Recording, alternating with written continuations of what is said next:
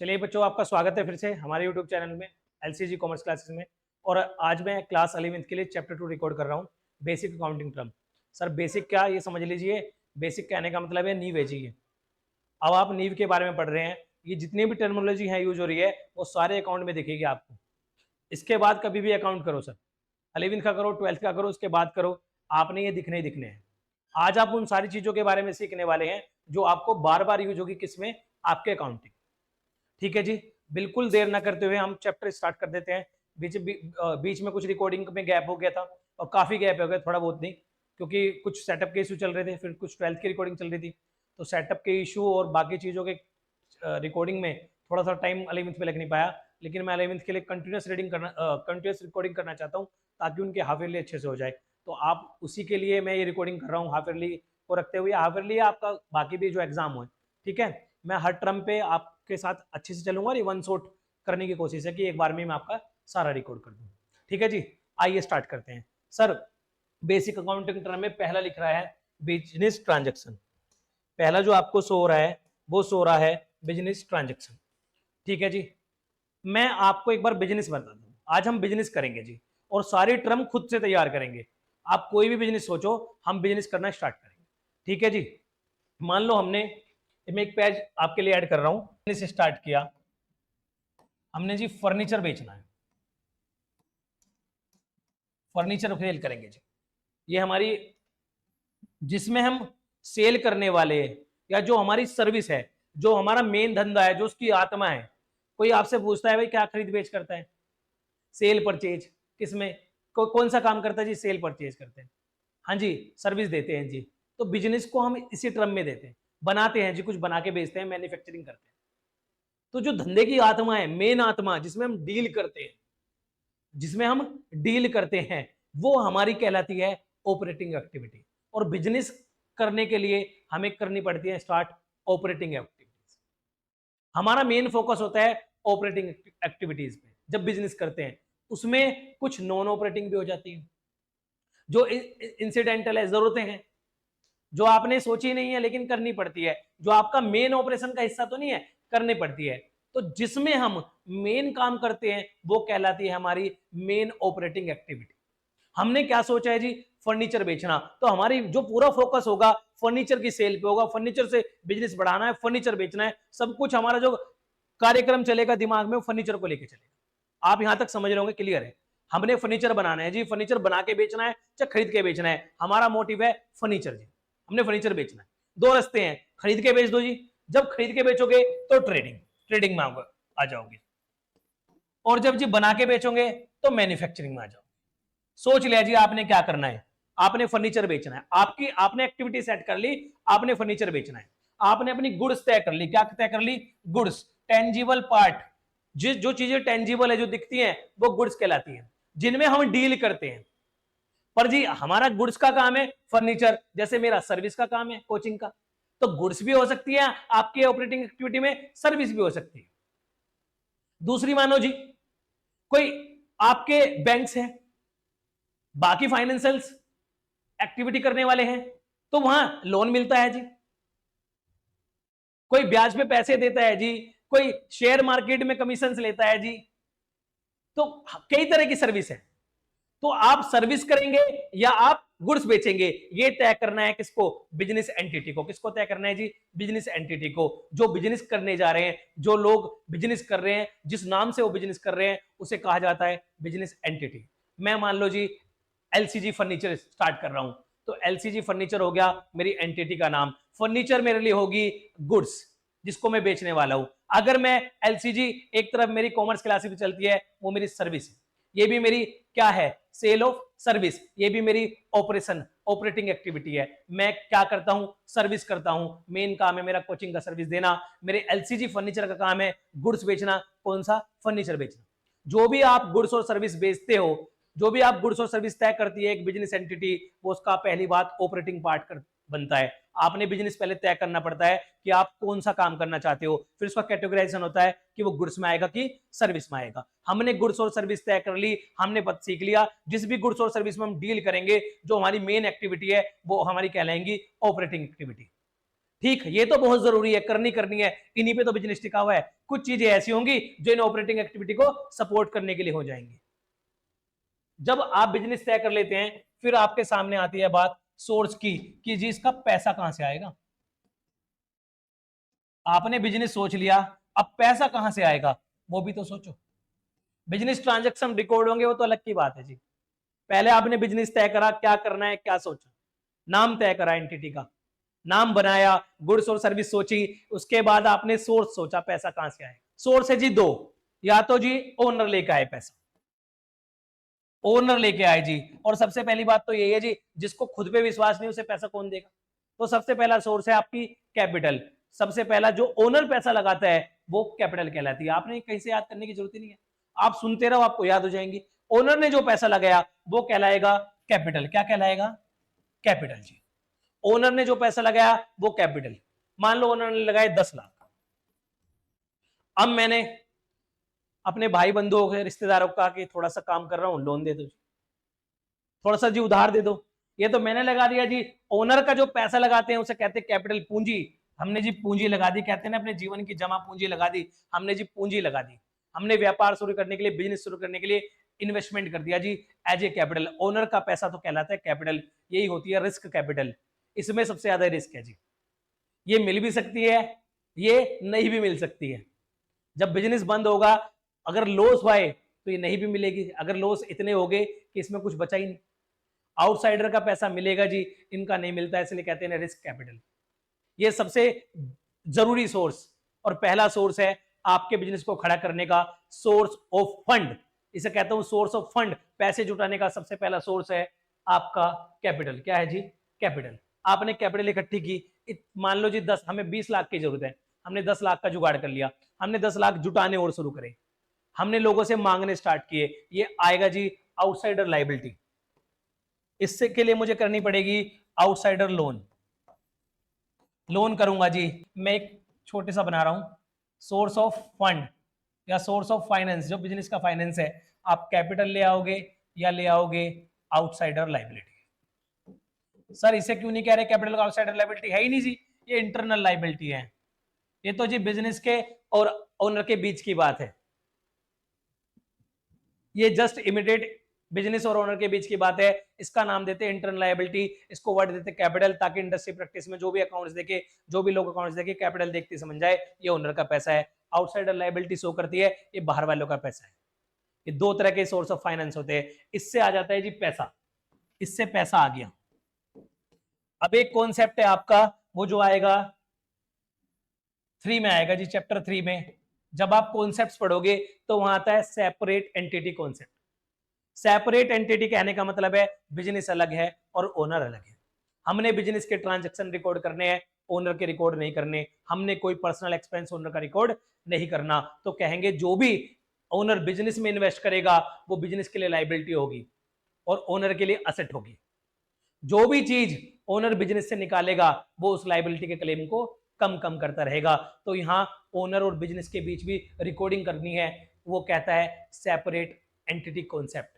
जब business recording करेगा तो बिजनेस बताएगा दो बात, कि ये मेरे हैं source of fund, source of fund, और ये है एप्लीकेशन ऑफ फंड।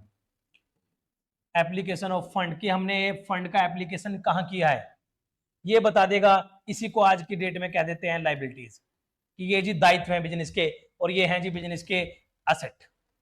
मान लो हमने कैपिटल लेके आया बिजनेस 10 लाख, हमने आउटसाइडर लायबिलिटी कोई लोन वगैरह उठाए 10 लाख, और मान लो हमें कैश लेके आ गया 20 लाख।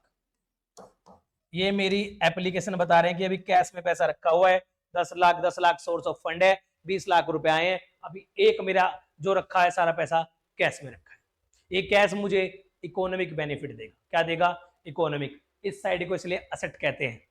जो चीज हमें इकोनॉमिक बेनिफिट देगी आगे चल के बिजनेस में, वो असेट कहलाती है। मैं बैलेंस शीट अप्रोच खींच दीजिए आपकी टी फॉर्म में, उसके अप्रोच से बता रहा हूं कि कैसे कैसे आइटम डिजाइन होते हैं। आपने जुगाड़ कर लिया पैसों का, अभी पैसे आप खर्च करना स्टार्ट करेंगे। इसको दो तरह से लगाएंगे, एक लगाएंगे ऑपरेशन में जिसमें आप स्टॉक खरीदेंगे, एक इस कैश को यूज करेंगे ऑपरेशन में। ठीक है जी, डायरेक्ट जिसमें आप रॉ मटेरियल खरीदेंगे अगर बना रहे हैं तो, या डायरेक्ट क्या खरीदेंगे, फिनिश गुड्स। आप स्टॉक खरीदेंगे जिसमें आप काम करने वाले हैं। आप एम्प्लॉय हायर करेंगे, एम्प्लॉय को पेमेंट देंगे।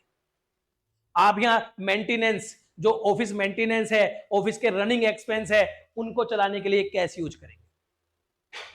इस कैश को दूसरी जगह और यूज करेंगे, एक तो डायरेक्ट ऑपरेशन में, एक जो इनडायरेक्ट ऑपरेशन को हेल्प करते हैं, जो इनडायरेक्ट ऑपरेशन को हेल्प करते हैं। जिस जगह बिल्डिंग में कहीं इसको मैन्युफैक्चरिंग करोगे तो फैक्ट्री शेड आप रेंट पे भी ले सकते हो, आप अपनी बना सकते हो। ठीक, मान लो आप मैन्युफैक्चरिंग कर रहे हैं तो आपने कोई फैक्ट्री शेड लेनी पड़ेगी, आपने कोई फैक्ट्री की जगह लेनी पड़ेगी, आपने कोई प्रीमाइजेस लेना पड़ेगा ऑफिस का, आपने कोई बिल्डिंग लेनी पड़ेगी, आपने कोई फर्नीचर लेना पड़ेगा खुद के यूज के लिए भी, आपने कोई प्लांट एंड मशीनरी लेने पड़ेंगे चलाने के लिए। आप अगर बना रहे हो तो आपने प्लांट एंड मशीनरी की जरूरत तो पड़ेगी, आप कैसे बनाओगे बताओ। तो आपने चलाने के लिए, इसको बनाने के लिए भी कैश चाहिए, और इसको बनाने के लिए जो चीजें सपोर्ट करेगी, जिस ओवरऑल बिजनेस को साइड से सपोर्ट करेगी। ये तो मेन काम हो गया आपका, फर्नीचर बनाना है, फर्नीचर बेचना है, लेकिन ये किससे बनेगा, इसको सहारा कौन देगा, इसको और चीजें सहारा देंगी। आपने कुछ असेट और क्रिएट करनी पड़ेंगी, वो क्या होंगी आपकी, कोई बिल्डिंग करोगे आप, कोई आप फर्नीचर लोगे उसके लिए भी, अपने ऑफिस के लिए भी, कोई प्लांट एंड मशीनरी लोगे, ठीक है जी, कोई अदर चीजें लोगे जो आपके रिक्वायरमेंट की होगी। तो इस तरह लगेगा कैपिटल, कुछ लगेगा किसका, आउटसाइडर का। उसमें से कुछ असेट बनाएंगे जो बिजनेस में यूज करेंगे, बेचेंगे नहीं, जो बिजनेस में यूज करेंगे। उस कैश का, जो कैश आया, जो पैसा आया, जो मनी आई, उसको हम क्या करेंगे, ऐसी चीजों में लगाएंगे, या डायरेक्ट ऑपरेशन में लगा देंगे, उससे रिलेटेड एक्टिविटी में लगा देंगे। भाई ऑपरेशन करने के लिए एम्प्लॉय चाहिए, रॉ मटेरियल चाहिए, बाकी चीजें चाहिए जो भी इसको बनाने के लिए, ठीक है, ठीक, और उसको बनाने के लिए भी चाहिए, उसको बनाने के लिए भी चाहिए। यानी कि हमें दो तरह की चीजें चाहिए, एक तो वो जिनमें डील कर रहे हैं, एक वो जिनसे वो बनेंगे या जिनको वो बेचने बनाने में सपोर्ट करेगा, राइट। जिनको हम बेचेंगे नहीं, जिनको हम यूज करेंगे, तो उस कैश को हम अप्लाई करेंगे, उस कैश को हम अप्लाई करेंगे, उस फंड को हम एप्लीकेशन करेंगे जी। हम वापस वहीं आ जाते हैं, हम आगे जी वापस वहीं, ये रहा जी, हमने बिजनेस एंटिटी बता दिया आपको, नेम बिजनेस एंटिटी क्या है, वही जिसकी आप रिकॉर्डिंग करना चाहते हैं, वही नाम, एलसीजी फर्नीचर नाम जी, एबीसी लिमिटेड, XYZ लिमिटेड, ये सब एंटिटी है, एंटिटी के नाम, ठीक है जी। हमने रिकॉर्डिंग करनी है, क्या रिकॉर्ड करना है जी, बिजनेस ट्रांजैक्शन रिकॉर्ड करना है। बिजनेस ट्रांजैक्शन मनी की फॉर्म में होना चाहिए, परचेज, सेल, रिसिप्ट, पेमेंट, सब क्या है जी, बिजनेस ट्रांजैक्शन, क्या है जी, बिजनेस ट्रांजैक्शन, ठीक है जी। ये कैरेक्टरिस्टिक दी है जी, मनी के टर्म में होना चाहिए जी, गुड्स और सर्विस से आना चाहिए जी, और ये इफेक्ट करना चाहिए पोजीशन को, पोजीशन होता है बैलेंस शीट, ठीक है जी। कोई भी ट्रांजैक्शंस अल्टीमेटली बैलेंस शीट को तो इफेक्ट करता ही है। आपने कोई चीज उधार पे खरीदी चाहे नगद पे, वो आपके कैश को या आपकी लायबिलिटी को इंक्रीज करेगा, ठीक जी। वो आपके फाइनेंशियल्स में तो इंपैक्ट डालेगा ही जी, क्योंकि जहां आप रिकॉर्डिंग करेंगे वो होगा आपका बुक्स ऑफ अकाउंट। क्या होगा, बुक्स ऑफ अकाउंट। वो 3 चरणों में बनता है, पीएनएल, बैलेंस शीट, और एक होता है कैश फ्लो, और इसमें नोट्स टू अकाउंट होते हैं, इसका अभिन्न हिस्सा, इसका इंटीग्रल पार्ट, जो अलग नहीं हो सकता, जो जरूरी है, ठीक है जी। नोट्स टू अकाउंट होते हैं एक्सप्लेनेशन देयर ऑफ, उन पे जो एक्सप्लेनेशन, राइट। आप उनमें जो भी चीज जो हमने रिकॉर्ड ही क्या करने हैं, ट्रांजैक्शन। जैसे ही कोई ट्रांजैक्शन रिकॉर्ड होगा तो वो क्या करेगा, आपके फाइनेंशियल स्टेटमेंट को चेंज करेगा, राइट और नो।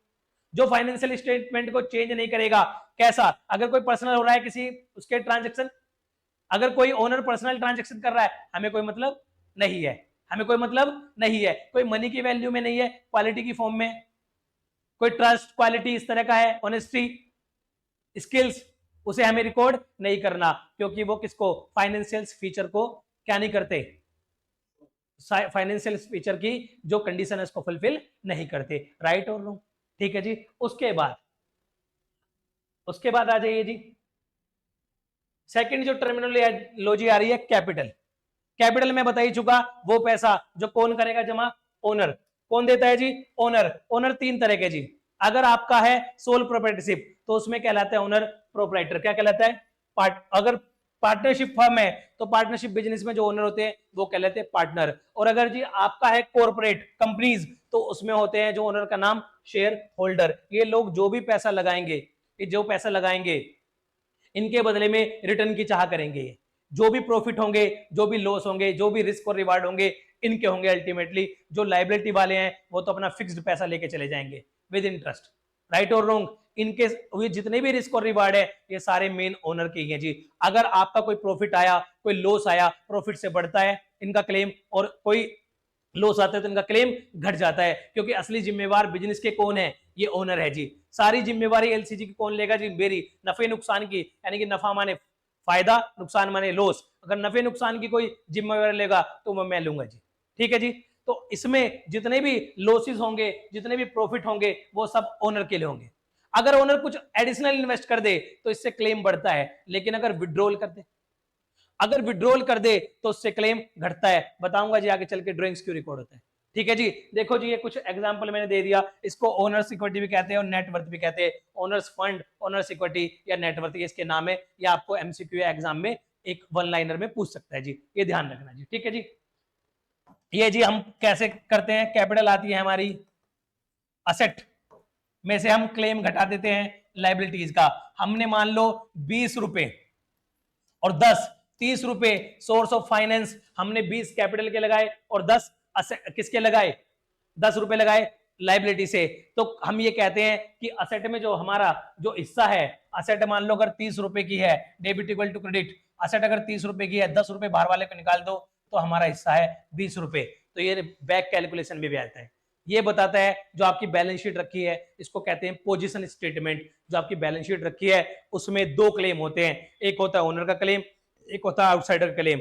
ओनर का क्लेम कैपिटल को शो करता है, आउटसाइडर का क्लेम जो शो करता है आउटसाइडर लायबिलिटी को। असेट पे दो लोगों का क्लेम होता है, एक ओनर का, एक आउटसाइडर का। जो ओनर का क्लेम है असेट पे वही कहलाता है ओनर इक्विटी या नेटवर्थ। ठीक है जी। हम निकालते कहते हैं एसेट माइनस लायबिलिटी होता है इक्विटी, राइट जी। मैंने एक एग्जांपल दिया है, मिस्टर ए जी, मैंने बिजनेस में इन्वेस्ट किए 5 lakh, out of which he purchase digital setup, हमने डिजिटल बोर्ड लिया, बाकी चीजें ली, 2 lakh and rest is hold in the cash. तो पोजीशन क्या होगी, कैपिटल का जो क्लेम है, जो कैपिटल रिकॉर्ड हो जाएगी बिजनेस में, जो कैपिटल आ जाएगी उसे मैं कहूंगा 5 लाख की। और मैं बता दूंगा मैंने इससे असेट ले ली है, एक तो मैंने डिजिटल सेटअप ले लिया है 2 लाख का, और बाकी अभी 3 लाख कैश इन हैंड है, 3 लाख कैश इन हैंड है। मैं बता दूंगा जी 5 लाख रुपए आए हैं बिजनेस में, 5 लाख रुपए आए जी ओनर से, वो कैसे रखे हुए हैं, 3 लाख का कैश रखा हुआ है, 2 लाख का मैंने डिजिटल बोर्ड ले लिया। ये जो 5 लाख रुपए मैं दिखा रहा हूं, ये दिखा रहा हूं किसके, owner invested capital as a capital claim. Clear or not clear? ठीक है जी। इसके बाद आ जाते हैं नेक्स्ट में जी, ड्रॉइंग्स। ड्रॉइंग्स क्या होता है जी, जो ओनर विड्रॉल कर लेता है किसके लिए, अपने पर्सनल यूज के लिए। मैं कहता हूं उसके मेरे पास रखे हैं 5 लाख, कितने रुपए रखे हैं 5 लाख, लेकिन वो क्या करा, उसने उस कैश में से जो बचे थे मेरे पास, कैश मेरे पास जो होल्ड पे था, उस 3 लाख में से 50 के अपने पर्सनल यूज के लिए यूज कर लिए। पर्सनल यूज खा गया जी वो उन पैसों को निकाल के। अब वो कहता है बिजनेस से, लाओ हिसाब दो, लाओ इन 50,000 का हिसाब दो। बिजनेस इन 50,000 का हिसाब नहीं देगा, वो कहेगा तुमने मुझे 5 लाख दिए थे, तुमने मुझे 5 लाख दिए थे, तो मैंने अपने आप को लाइबल किया था 5 लाख से, अब तुम 50,000 निकाल के ले जा रहे हो। तो एडजस्ट करने के लिए, क्योंकि ये ड्राइंग्स आपका बेसिक पर्सनल एक्सपेंस है लेकिन बिजनेस से लिंक्ड है, किससे लिंक है, बिजनेस से लिंक है। आपको मैंने यहाँ 5 लाख का दिखाया अपने यहाँ कि मेरी लाइबिलिटी 5 लाख की आपके प्रति, लेकिन आप 50,000 निकाल के ले जा रहे हो, तो मैं इस ड्राइंग को एडजस्ट कर दूंगा। मैं इस 5 लाख को माइनस कर दूंगा 50K से, मैं कहूंगा अब आपका क्लेम है 4.5 लाख। तो ड्राइंग को एडजस्ट करने के लिए, कैपिटल का ठीक ट्रीटमेंट करने के लिए ड्राइंग को हमें एडजस्ट करना पड़ता है, किससे, कैपिटल से, इसलिए रिकॉर्डिंग में आ जाता है। ठीक है जी। अब मैं बताऊंगा 5 लाख नहीं है 4.5 लाख कैपिटल। तो ड्राइंग्स क्या है, जो ओनर ने निकाला, कैपिटल क्या है, जो ओनर ने पैसा डाला बिजनेस में। ठीक है जी। हाँ जी, adjustment of capital record the drawings मैंने बता दिया जी। ये रहा 5 लाख का, इस तरह का 50K पर्सनल यूज के लिए कर ले लीजिए, तो मैं इसका क्या कर दूंगा, क्लेम डिडक्ट कर दूंगा, क्लेम डिडक्ट कर दूंगा। उसी एग्जांपल में मैंने बता दिया कि 3 लाख रुपए बचे हुए थे, 2 लाख तो मैं यूज करता था बिजनेस में, 50,000 भाई साहब लेके निकाल के, तो बिजनेस की जिम्मेवारी कहाँ है, और कह देंगे भाई साहब आपका 5 लाख का क्लेम नहीं है, ड्राइंग्स एडजस्ट करवाओ कैपिटल से और अपना 4.5 लाख का क्लेम। ठीक है जी, ये हो गया आपका ड्राइंग्स। आगे आ जाते हैं जी,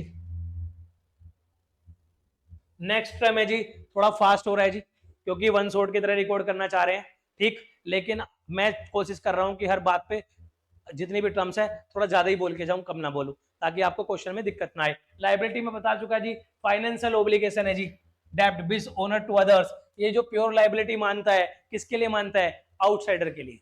फिर भी कहते हैं नेचर के हिसाब से दो हो सकती है, इंटरनल और एक्सटर्नल। मैं बता चुका जी, आप पैसे या तो कहां से लाओगे, कैपिटल से या बाहर से लाओगे, तो ये बाहर वाले के लिए जब आउटसाइड से ला रहे हैं आउटसाइडर ऑब्लिगेशन को, ये बता रहा है जी आपकी लायबिलिटी। ठीक है जी। कहता है जी अगर आप और ज्यादा डीप में देखना चाहते हो तो हम इसे कहते हैं इंटरनल और एक्सटर्नल। कहते हैं अगर टाइम के हिसाब से, पेमेंट सेटलमेंट के हिसाब से देखना चाहते हो तो और दो प्रकार है जी। एक है जी इसमें नॉन करंट और लॉन्ग टर्म, और एक है जी करंट और शॉर्ट टर्म। नॉन करंट जो करंट नहीं है जी, हाँ जी बिल्कुल। करंट, करंट क्या है? करंट होती है जी अभी अभी, ताजा ताजा, अभी हाल फिलहाल। वो कहते हैं ना भाई मुझे करंट में अर्जेंट नीड है, आप किसी से पैसे मांगते हो कहते हो करंट में अर्जेंट नीड है, मुझे अर्जेंट नीड है, अर्जेंट एकदम हाल फिलहाल। ये हाल फिलहाल हमारे यहाँ तो होता है घंटे, 2 घंटे, 2 दिन, 3 दिन, लेकिन ये हाल फिलहाल, ये जो हाल फिलहाल है यहाँ, ये हाल फिलहाल यूज होता है 12 मंथ, ये 12 मंथ के लिए यूज होता है। ये कहते हैं जी आप जिस दिन बैलेंस शीट डेट पे खड़े हो, आप जिस दिन बैलेंस शीट डेट पे खड़े हो उस बैलेंस शीट से देखो अगर कोई लायबिलिटी, अब ध्यान से सुनो, balance sheet date, reporting date यानी कि जो मोस्टली होती है 31/3, मैं कंफर्म नहीं कर रहा है कि ये हुई होती है, कुछ लोग कैलेंडर ईयर भी फॉलो करते हैं, मोस्टली फाइनेंशियल ईयर फॉलो करते हैं 1 अप्रैल से लगा के 31 मार्च। तो 31 मार्च को कहते हैं रिपोर्टिंग डेट या बैलेंस शीट डेट। उस बैलेंस शीट डेट पे जब बैलेंस शीट बना रहे हो और बैलेंस शीट में ही जाते हैं आपके एसेट और लायबिलिटी, तो आप लायबिलिटी का कैटेगरी लिखोगे। एक लायबिलिटी होगी आपकी इंटरनल, वो कैपिटल वाले में लिख दोगे, एक होगी एक्सटर्नल, उस एक्सटर्नल में भी आगे चल के दो बनाओगे। कितनी कैटेगरी बनाओगे? 2, कि जो एक्सटर्नल लायबिलिटी आपने चुकानी है, क्योंकि उनका तो फिक्स्ड बर्डन है, चुकानी है। अब वो चुकानी दो प्रकार से पड़ सकती है, एक तो आपको चुकानी पड़ सकती है शॉर्ट टर्म, शॉर्ट टर्म में, किसमें? शॉर्ट टर्म, वही शॉर्ट टर्म है विद इन 12 मंथ। कितना जी? With in 12 month. ये जो आप बैलेंस शीट डेट पे खड़े हो, इससे जितनी भी 12 मंथ के अंदर अंदर लायबिलिटी चुकानी है, लायबिलिटी चुकानी है, जो भी आप लाइबल है चुकाने के लिए, वो सारा आएगा शॉर्ट टर्म लायबिलिटी में। किसमें आएगा? शॉर्ट टर्म में। और शॉर्ट टर्म को ही दूसरा नाम देते हैं करंट लायबिलिटी। क्या नाम देते हैं? Current liability. याद रखना जी 12 मंथ, 12 मंथ। ठीक है जी, 12 मंथ याद रखना आपने यहाँ। ठीक, आप खुद सोचो, इनका नेचर ही ऐसा होता है। आपने किसी की सैलरी रोकी हुई है, वो कितने दिन मान जाएगा आपसे?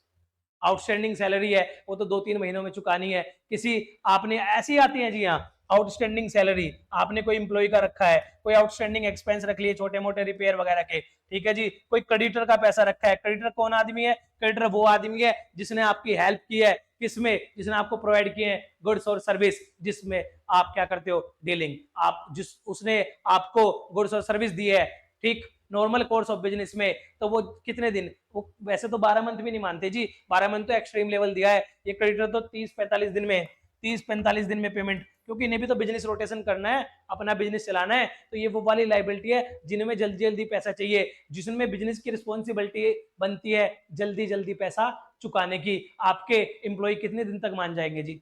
उन्हें भी तो काम चलाना है। आपके क्रेडिटर कितने दिन तक मान जाएंगे? आउटस्टैंडिंग एक्सपेंस कितने दिन तक मान जाएंगे? ये सारे शॉर्ट टर्म है जी। आप कोई शॉर्ट टर्म लोन क्या के लाए हो? एक इसमें आ जाता है बैंक ओवरड्राफ्ट, ये मिलता है 12 महीने के लिए। बैंक ओडी, बिजनेस लोन एक शॉर्ट टर्म में मिलता है, सीसी लिमिट, ठीक है जी। कैश क्रेडिट, ये रिन्यूअल कराने पड़ते हैं हर 12 मंथ में, ये जी शॉर्ट टर्म की कैटेगरी में आते हैं, क्योंकि इनमें टर्म जुड़ा नहीं होता, ये सालों से ऊपर के नहीं होते, 3-4 साल, 4 साल ऐसे नहीं होते। ये car loan, housing loan, property loan की तरह नहीं होते।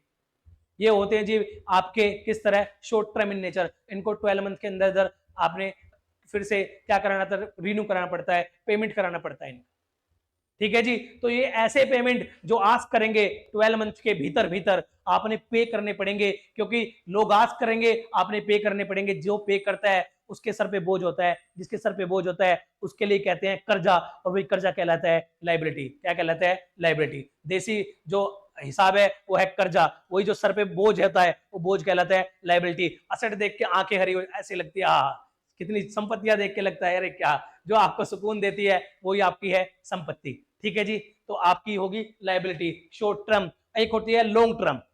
लॉन्ग टर्म क्या होगी जी? इसके विपरीत, जिनको चुकाने की जल्दी नहीं है, जो आफ्टर 12 मंथ्स, आफ्टर 12 मंथ्स मान लो 2-3 ईयर, 5 ईयर, इसमें जी कोई long term loan, long term जिसकी टर्म लंबी है 12 मंथ से ऊपर, एक वर्ड होता है डिबेंचर। ये सबसे फेमस होगा, पूछ लेगा जी डिबेंचर क्या है जी, शॉर्ट टर्म है कि लॉन्ग टर्म। देखो जैसे कंपनी के केस में सोचो, मैं बताता हूं आपको, जैसे कंपनी ना शेयर, इक्विटी, इक्विटी कैपिटल लेती है लोगों से इक्विटी कैपिटल ले लेती है पार्ट में, टुकड़ों में। ऐसे ही वो लोन भी ले सकती है टुकड़ों में, तो उसके लिए वो डिवेंचर इश्यू करती है। क्या करती है? डिवेंचर। ये भी लोन लेने का तरीका है। ये मोस्टली 5 से 10 साल के लिए होते हैं, मोस्टली 5 से 10 साल के लिए। तो इस तरह के जो लोन कंपनी लेती है, ठीक, तो उसे कहते हैं डिवेंचर। क्या कहते हैं? डिवेंचर। ये भी लॉन्ग रन के लिए होते हैं, तो इनको भी लॉन्ग टर्म में पे करना होता है, इसलिए भी क्या कहलाती है? Long term liability. और दूसरी भाषा में नॉन करंट। क्या कहलाती है? Non current. ये जी मैंने आपको लायबिलिटी पे भी क्लियर पिक्चर दे दी, मैंने बता दिया एग्जाम्पल भी, किसको जल्दी होगी मैंने रीजन भी बता दिए और मैंने जरूरत भी बता दी। ठीक है जी, ये जी करंट और शॉर्ट टर्म वही है जी, 12 मंथ, सब कुछ वही लिखा है जो मैं बता रहा हूँ जी। एग्जाम्पल भी वही लिखे हैं जी, क्रेडिटर आउटस्टैंडिंग बिल्स पेबल, आगे जिक्र कर दूंगा बिल्स पेबल का भी क्या है जी, वही लिखे जी। Non current more than 12 month जी, लॉन्ग टर्म है जी, डिवेंचर है जी, आपका कोई लॉन्ग टर्म लोन है जी, वही सब लिखा है जी। ठीक है जी, आ जाइए जिससे आगे। हाँ जी, असेट, असेट बता ही चुका जी। असेट वो चीज जो हमने बनाई है किसके लिए? इकोनॉमिक बेनिफिट के लिए। हमने राइट खरीदे, हमारा टाइटल है जी, हमारे पास अधिकार है जी, ठीक, वो दो नेचर में हो सकती है जी, वो दो नेचर में हो सकती है, वो भी आपकी दो नेचर में हो सकती है। एक आपका इरादा हो सकता है उसे ट्रेडिंग का, एक आपका इरादा हो सकता है ट्रेडिंग का, और एक आपका इरादा हो सकता है यूज का। देखो मैंने आपको बैलेंस शीट के थ्रू बताया था, आप जब कैश इस्तेमाल करना शुरू करोगे तो कुछ तो ऑपरेटिंग एक्टिविटी या कुछ स्टॉक में जिनमें आप डील करने वाले हो, कुछ तो आप करंट पर्पज के लिए करोगे, किसके लिए करोगे? करंट रोटेशन के लिए, और कुछ आप लॉन्ग रन के लिए करोगे जो आपके बिजनेस को चलाने में हेल्प करेंगे। जो आप असेट क्रिएट करोगे लंबे समय तक, मशीन आप 2 दिन 10 दिन 1 साल के लिए लोगे। अगर आप बिजनेस बना रहे हो, मान लो असेंबलिंग मशीन ले रहे हो कोई फर्नीचर बनाने के लिए, तो आप उस मशीन को सालों साल यूज करना चाहोगे, तो ये आपकी इन्वेस्टमेंट की कैटेगरी में आते हैं। ठीक जी, इन्वेस्टमेंट की कैटेगरी में। तो दो तरह से सोचना है कि आप असेट किस तरह से ले रहे हो, आप ये यूज करोगे लंबे समय तक। अगर आप यूज करोगे लंबे समय तक, आपका लंबे समय तक यूज करने का इरादा है, तो वो कहलाएंगी आपकी लॉन्ग टर्म असेट। क्या कहलाएंगी? Long term. वो कहलाएगी लॉन्ग टर्म। जिनकी टर्म, जिनको कैश में कन्वर्जन की जल्दी नहीं है, जिनको कैश में कन्वर्ट नहीं बैठे, स्टॉक है जी, फर्नीचर बेचता हूं, अभी कोई आ जाए दरवाजा खोलेंगे दे देंगे, क्या करना है उस स्टॉक का, बेचना ही तो है जी। कैश में कन्वर्ट, कैश में तो कन्वर्ट करना है। किसी पे हमारा पैसा चाहिए जी, कोई हमसे उधार माल ले गया था, कोई हमसे ले गया था, हमें उससे पैसा लेने की जल्दी होगी, अभी आ जा भाई, अभी दे जा। तो जो आपको कैश में कन्वर्ट करने की जल्दी है, या तो खुद ही कैश है वो, या तो वो खुद ही कैश है, या उसे कैश में कन्वर्ट करने की जल्दी है, तो इसे तो कहता है जी शॉर्ट टर्म या करंट असेट। शॉर्ट टर्म या करंट असेट। जिसको जल्दी नहीं है कैश में, जिसको नॉर्मल कोर्स में सेल करने के लिए, ट्रेडिंग पर्पज के लिए नहीं रखा है जी आपने, जिसको यूज के लिए रखा है, जिसको आप फिक्स्ड करना चाहते हैं। फिक्स्ड, क्या वर्ड बोला? फिक्स्ड। हाँ जी, असेट में current, non current. Current 12 month में रियलाइज करो जी, लाओ जी कैश में कन्वर्ट करवाओ जी। इनका अगला डेस्टिनेशन कैश है, या इनको 12 मंथ के अंदर खाना है, कंज्यूम करना है, या तो 12 मंथ के अंदर इनका बेनिफिट कंज्यूम करना है, या इनको कैश में कन्वर्ट करना है। अगर ये दो सोच है, जैसे डेटर, डेटर वो आदमी होता है जिसको आपने उधार दिया, मैं बिजनेस हूं, मैंने किसी को फर्नीचर उधार दिया है, उससे पैसे लेने की जल्दी होगी, वो कैश में कन्वर्ट होगा। ठीक है जी, मैंने किसी को शॉर्ट टर्म लोन दिया है, जल्दी लूंगा जी, पैसा दे दो जी, मेरा कैश में कन्वर्ट करवाओ। स्टॉक जी, स्टॉक वो चीज जिसमें मैं डील करता हूं, जिसमें बेचता हूं, जैसी फर्नीचर को बेचने की जल्दी होगी, कैश में कन्वर्ट करने की जल्दी होगी। कैश तो खुद है ही कैश। एक एक्सपेंस हो रहा है, बढ़िया याद रखना, प्रीपेड पे क्वेश्चन पूछ लेता है, प्रीपेड क्या होगा। हालांकि इसको कैश में कन्वर्ट नहीं कर सकते, हालांकि इसको कैश में कन्वर्ट नहीं कर सकते, फिर भी वो करंट असेट होगा। प्रीपेड वो एक्सपेंस होता है हमारा जो हमने किसी अगले साल के लिए पे कर दिया, इसी साल अगले साल के लिए पे कर दिया, वो भी 3-4 महीने 5 महीने, ज्यादा से ज्यादा वो 12 मंथ के विदिन ही क्या हो सकता है, उसका बेनिफिट कंज्यूम कर लेते हैं। तो मैंने कहा जिसको कंज्यूम करने का इरादा है, कन्वर्ट करने का इरादा है विदिन 12 मंथ, विदिन 12 मंथ, वो आपकी क्या कहलाएंगी? Current asset. और जिन पे ये इरादा नहीं है, जिनको 12 मंथ में कन्वर्ट नहीं करना, कंज्यूम नहीं करना, जिनको बेचना नहीं, रीसेल नहीं करना, वे क्या कहलाएंगी? Non current. क्या कहलाएंगी? Non current. फिर नॉन करंट का दूसरा नाम हो रहा है जी, नॉन करंट में फिर दो आ जाते हैं, एक आ जाती है फिक्स्ड असेट। क्या आ जाती है? Fixed asset. एक आ जाते हैं नॉन करंट इन्वेस्टमेंट या लॉन्ग टर्म इन्वेस्टमेंट। ठीक है जी, नॉन करंट में अब मैं असेट का चार्ट बना रहा हूं जी। असेट क्या है जी? जो हमें देंगी बेनिफिट, असेट हमें देंगे जी बेनिफिट। हाँ जी, ये इकोनॉमिक बेनिफिट देंगे जी, ये हमारे लिए बोझ का काम नहीं करेंगे, ये हमारे लिए फायदे का काम करेंगे, इकोनॉमिक बेनिफिट देंगे। तो असेट देगी हमारा इकोनॉमिक बेनिफिट दो तरह से, एक लॉन्ग रन में, एक शॉर्ट रन में, एक लॉन्ग रन में, एक शॉर्ट रन में। जिसको मुझे जल्दी है जी, जल्दी है जी, या तो वो कैश है, या मुझे कैश कन्वर्जन की जल्दी है, या मुझे इसकी सेल की जल्दी है, सोल्ड करना है जी, इसको मुझे ट्रेड करना है जी, या मुझे इसको कंज्यूम करने की जल्दी है, इसका benefit with in 12 month, with in 12 month, ये सारे काम with in 12 month, with in 12 month. तो वो मेरी कहलाती है जी शॉर्ट रन, या कहलाती है जी करंट असेट, वो कहलाती है जी करंट असेट, करंट ताजी अभी अभी करंट की बात है जी, हाल फिलहाल की। और हमारा हाल फिलहाल है 12 महीने, हाल फिलहाल चल रहा है 12 महीने। एक है जी लॉन्ग रन, जिसको मुझे कन्वर्ट करने की जल्दी नहीं है, जिसको मुझे ट्रेडिंग नहीं करना, जिसको मुझे यूज करना है, जिसको मुझे कैश में कन्वर्जन करने की जल्दी नहीं है, ठीक है जी, जिसको मैं लंबे समय तक रखना है बिजनेस में, उसे कहते हैं जी। फिर दो रूप हैं इसके, एक है जी फिक्स असेट, क्या है जी फिक्स्ड असेट, ये बहुत बड़ा चार्ट है जी, इसका ध्यान रखना। एक है जी नॉन करंट या long term investment, non current और लॉन्ग टर्म इन्वेस्टमेंट। यहां तक एक बार आप बेटे ध्यान से देख लो, करंट का हो गया, करंट का तो इससे ज्यादा नहीं खुलेगा, लेकिन इसका ध्यान रखना, करंट में तो शॉर्ट रन लिखा ना, शॉर्ट टर्म असेट, उसमें भी करंट असेट, लेकिन इसमें long term non current, long term non current एक ही बात है नाम।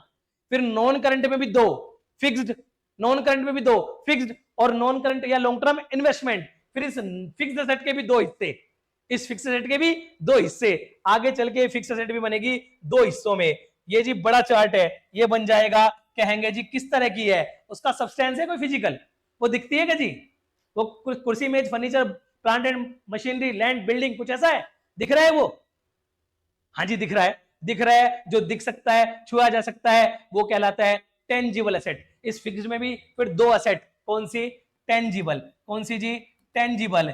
एक जी आपका राइट, जो दिखता नहीं है जी, महसूस होता है, कानून की नजरों में इसकी वैल्यू है, दिखता नहीं है जी, गुडविल, पेटेंट, कॉपीराइट, कोई फॉर्मूला आपने रजिस्टर्ड करवाया हुआ है, ये सब आपके राइट, कोई सॉफ्टवेयर, ये राइट है जी, यूज के राइट है इन पे आपके, तो जी राइट कहलाते हैं।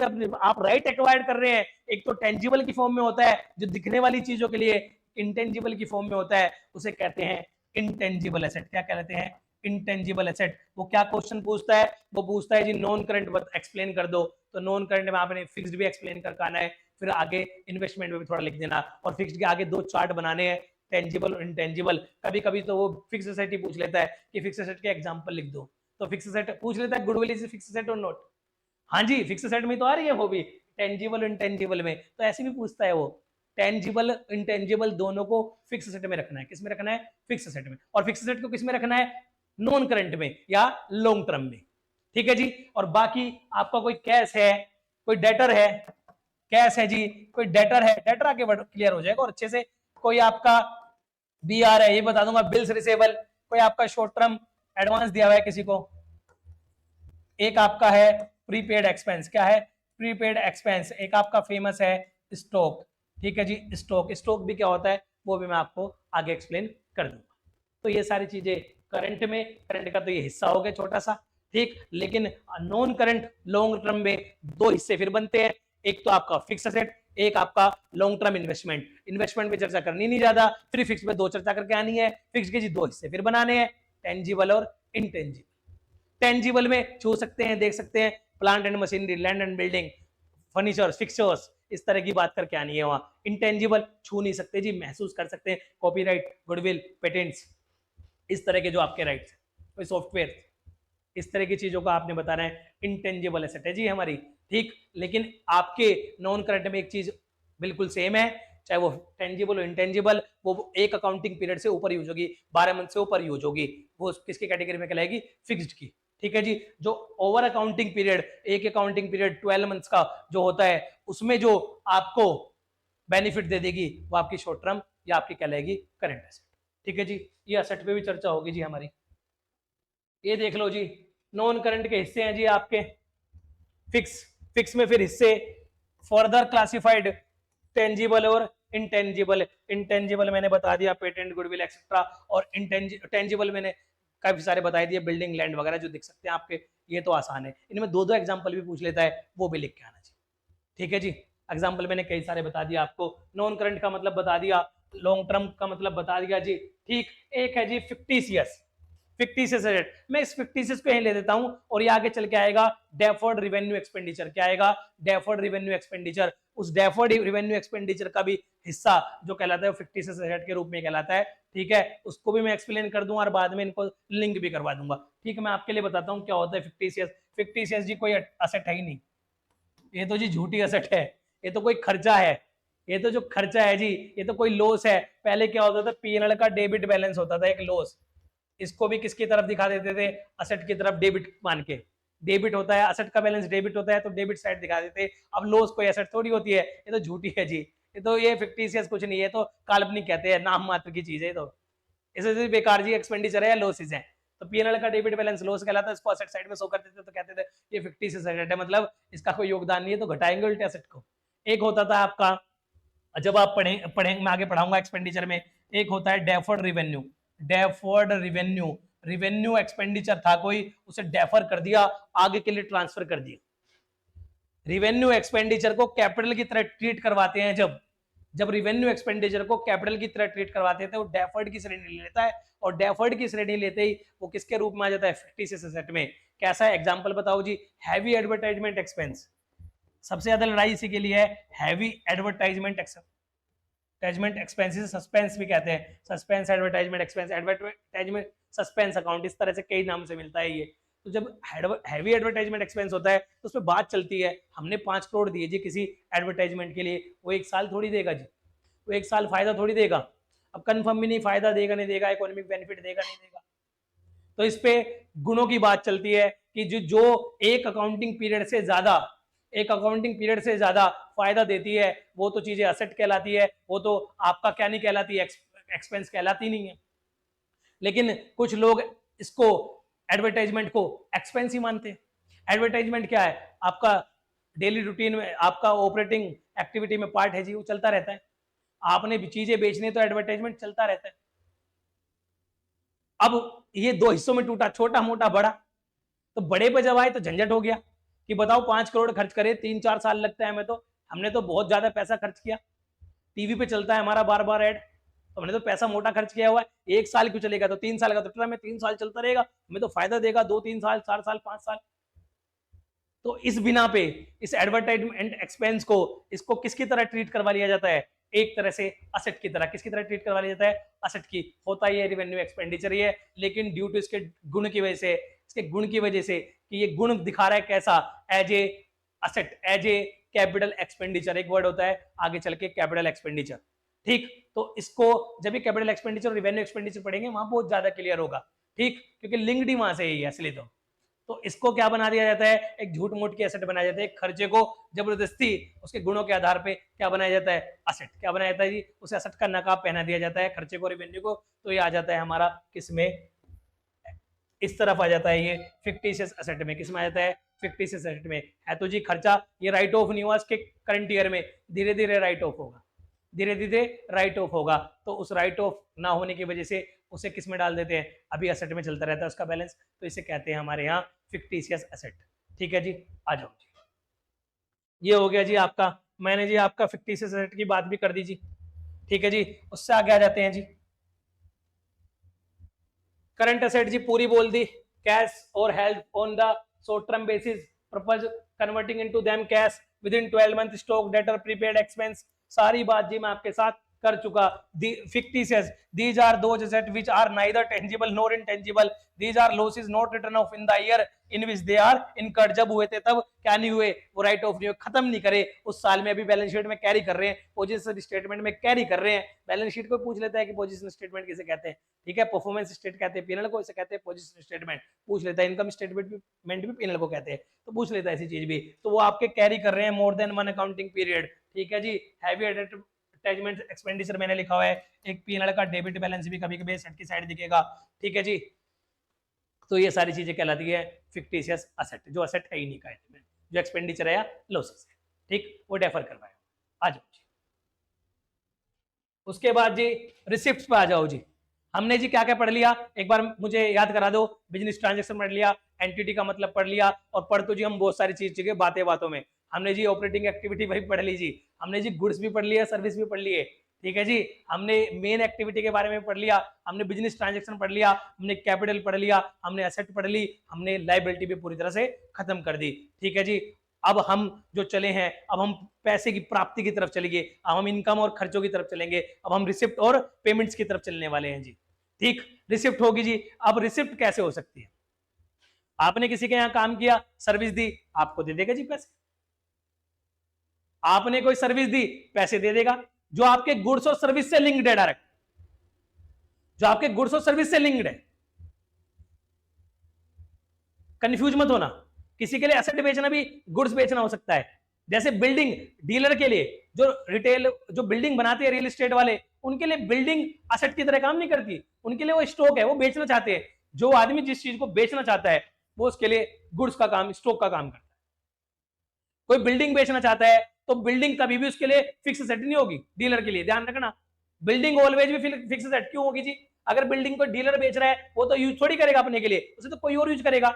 अगर कोई चीज है स्टॉक यूज हो रही है ना, बेचने के कन्वर्जन के तरह से यूज हो रही है, तो वो करंट की कैटेगरी में आ जाएगी। ध्यान रखना, आप नाम मत रट के चले जाना, बिल्डिंग तो सर ने बताया था फिक्स सेट में आती है, तो हमेशा फिक्स सेट में आएगी ना। ये ध्यान पहले करवा दूंगा आपको, नेचर याद रखना। बिल्डिंग आपने बेची, आपने फर्नीचर बेचे, मैं डिजिटल बोर्ड लाया अपने यहाँ यूज कर रहा हूँ, मेरे लिए तो फिक्स रेट है, एलसीजी की तो फिक्स रेट है, लेकिन जो बोर्ड ही बेचता है रोज, उसके लिए कहाँ फिक्स रेट है? वो यूज थोड़ी कर रहे थे, वो उसके लिए स्टॉक है, उसके लिए करंट एसेट है। ध्यान रखना, डीलर के पॉइंट ऑफ व्यू से करंट एसेट है वही चीज, और अगर हम यूज कर लें तो हमारे लिए फिक्स एसेट हो सकती है। तो ये डीलर वर्सेस, डीलर मतलब ट्रेडर, डीलर बेचने वाला, सेलर। ध्यान रखना दिमाग में, सेलर के पॉइंट ऑफ व्यू से करंट स्टॉक, करंट एसेट, और यूज करने वाले के लिए लॉन्ग टर्म पर्पज से यूज कर रहा है, बेचेगा नहीं उसे, वो बेचने के कन्वर्ट के उद्देश्य से नहीं, कैश के। मैं डिजिटल बोर्ड बेचना नहीं चाहता, पढ़ाना चाहता हूँ, जब तक चलेगा आराम से पढ़ाऊंगा इस पे, ये सोच है मेरी। तो मेरे लिए फिक्स सेट है, एलसीजी के लिए फिक्स सेट है ये, ठीक है जी। ऐसे गलती मत कर जाना, कैटेगराइज ढंग से करना। वर्ड देख लेना, कोई छुपा छुपा के पूछता है एग्जाम में, पता सब कुछ होता है, लेकिन वो ट्रिक क्वेश्चन में कर देता है और हम एकदम से परेशान हो जाते हैं। ट्रिक्स से मत डरना, ट्रिक से जब ही नहीं डरोगे जब आपने चीजों को खोल खोल के पढ़ा है दिमाग से। ठीक बेटे, जितना ज्यादा पढ़ोगे, जितना अभी ज्यादा घिसोगे अपने आप को, उतनी ज्यादा चमक आएगी बेटे, सोने की तरह बन जाओगे, बिल्कुल सोना चमकेगा। आ जाओ, रिवेन्यू रिसिप्ट, कैपिटल रिसिप्ट। इससे पहले मैं आपको रिवेन्यू का मतलब, रिवेन्यू कमाई, सर नहीं बहुत सारे आए, हम तो हिंदी में तो बहुत अलग अलग। रिवेन्यू जो कहते हैं, हमने गुड्स और सर्विस स्टार्ट की, उससे पैसा लिया। जो नॉर्मल कोर्स ऑफ बिजनेस जिसमें हम काम कर रहे हैं, उसमें जो पैसा आया, मैंने सर्विस दे दी, ठीक है जी, गुड्स बेच दिए जी, इस तरह की जो पैसे मुझे दे रहे हैं, बच्चे मेरे फीस दे रहे हैं, ये मेरी जो नॉर्मल एक्टिविटी है, नॉर्मल कोर्स की एक्टिविटी है, जिनको मैं डे टू डे परफॉर्म कर रहा हूं, जिसके बिना बिजनेस ही नहीं है। आत्मा है तो, आत्मा जिसके बिना बिजनेस नहीं है, काम नहीं करोगे तो बिजनेस क्या? बड़ी बड़ी बिल्डिंगों ताम झाम की जरूरत क्या है? इस डिजिटल बोर्ड की जरूरत क्या है अगर मैं काम नहीं कर रहा? इस काम से, इस मेहनत से, इस धंधे की आत्मा, सोल से, उस एक्टिविटी से जो भी पैसा आता है, वो कहलाता है revenue receives. Normal course either from sale of service or providing service, goods बेचो, सर्विस बेचो, पैसा का। एक होता है जी कैपिटल। अब मेरे यहाँ एसी खराब होगी, मैंने एसी बेच दी किसी को, मेरा एसी बेचना काम नहीं है, मैं एसी नहीं बेचता जी। एसी मुझे मजबूरी में बेचनी पड़ेगी, खराब होगी। जब मैं यहाँ पढ़ा रहा हूँ तो मुझे एसी लगानी पड़ी है, कोई चीज मुझे और दूसरी लगानी पड़ी है, फर्नीचर रखना पड़ा है, टूट फूट होगी, जिनको मैं मजबूरी, जरूरत हो जाती है, पड़ जाती है अचानक कि वो बेचनी पड़ेगी, जो इस एक्टिविटी का पार्ट नहीं है मेन का, लेकिन बिजनेस को रन करने के लिए बहुत जरूरी काम हो गया ये भी। Other than operational purpose, other than operating activity, जो चीज मैंने कोई बेच दी, उससे कोई रिसिप्ट ले ली, मैंने कोई कैपिटल असेट बेच दी। क्या बेच दी? Capital asset. क्या बेच दी? Capital asset. मैं नॉर्मल कोर्स में कैपिटल असेट नहीं बेचता। मैं नॉर्मल कोर्स में अपना इन्वर्टर नहीं बेचूंगा, एसी नहीं बेचूंगा, डिजिटल बोर्ड नहीं बेचूंगा, बाकी जितने फर्नीचर और फिक्चर्स है बेचूंगा नहीं। मैं सर्विस बेचना बैठता हूँ, सर्विस रोज रोज बेचूंगा जी, जितने बच्चे आएंगे उतने पढ़ाऊंगा। तो नॉर्मल कोर्स में जो आप रिसीव करते हैं, इसे कहते हैं रेवेन्यू रिसिप्ट। लेकिन जो आप ये मजबूरी में, ये बिजनेस चलाने की जो मजबूरी है, इसमें कोई चीज खराब होगी, आपको असेट भी बेचनी पड़ जाती है, जो उन कैपिटल एसेट से बेच के पैसा आया, ये आपका कहलाएगा capital receipt. Capital receipt, asset खरीदने में जो पैसा लगा वो कैपिटल एक्सपेंडिचर, असेट बेच के जो पैसा आया वो कैपिटल रिसिप्ट। रिवेन्यू एक्सपेंडिचर बता दो जी, रिसिप्ट बता दिया तो बताते हैं जी। अभी मैंने बताया था आप कैश होगा आपके पास बिजनेस में, रिसोर्सेज होंगे, उस आप कैसे खर्चोगे? दो तरह से खर्चोगे, एक तो ऑपरेशन में खर्चोगे और एक लॉन्ग टर्म असेट क्रिएशन में खर्चोगे जो लंबे समय तक बिजनेस को चलाने के यूज आएगी। एक तो आप बनाओगे असेट क्रिएशन, एक तो बनाओगे आप असेट क्रिएशन। एक डे टू डे एक्टिविटी के काम कौन करेगा जी? हमें वर्कर को पेमेंट देने पड़ेंगे, सैलरी देनी पड़ेगी, हमने जो चक्कर घुमाना है, बिजनेस का जो चक्कर चलाना है, बिजनेस चलाना है, वो पहिया घुमाना है, जो साइकिल घुमाना है, पहिया बिजनेस का गुड्स बना के बेचने हैं, इस काम को कौन करेगा जी? इस काम को करेंगे आपकी मशीनें, कुछ बिल्डिंगें हेल्प करेंगी। वो जो हेल्प करेगी लंबे समय तक, जिनका बेनिफिट 1 साल में 12 महीने में खत्म नहीं होगा, वो तो चली जाएगी कहीं और। लेकिन जो डायरेक्ट फैक्ट्री के वर्कर हैं, सेल्स डिपार्टमेंट, बिजनेस डिपार्टमेंट्स के लोग हैं जो काम कर रहे हैं, वो आपको उनका बेनिफिट मिलेगा with in the accounting period. वो 1 महीने की सैलरी में 2 साल काम नहीं करेंगे। जो आपने जिन चीजों का, जो खर्चे आपने बिजनेस को ऑपरेशन रन करने के लिए करने पड़ते हैं, जिनका जो बेनिफिट है वो लिमिटेड है with in the accounting period, with in the 12 months.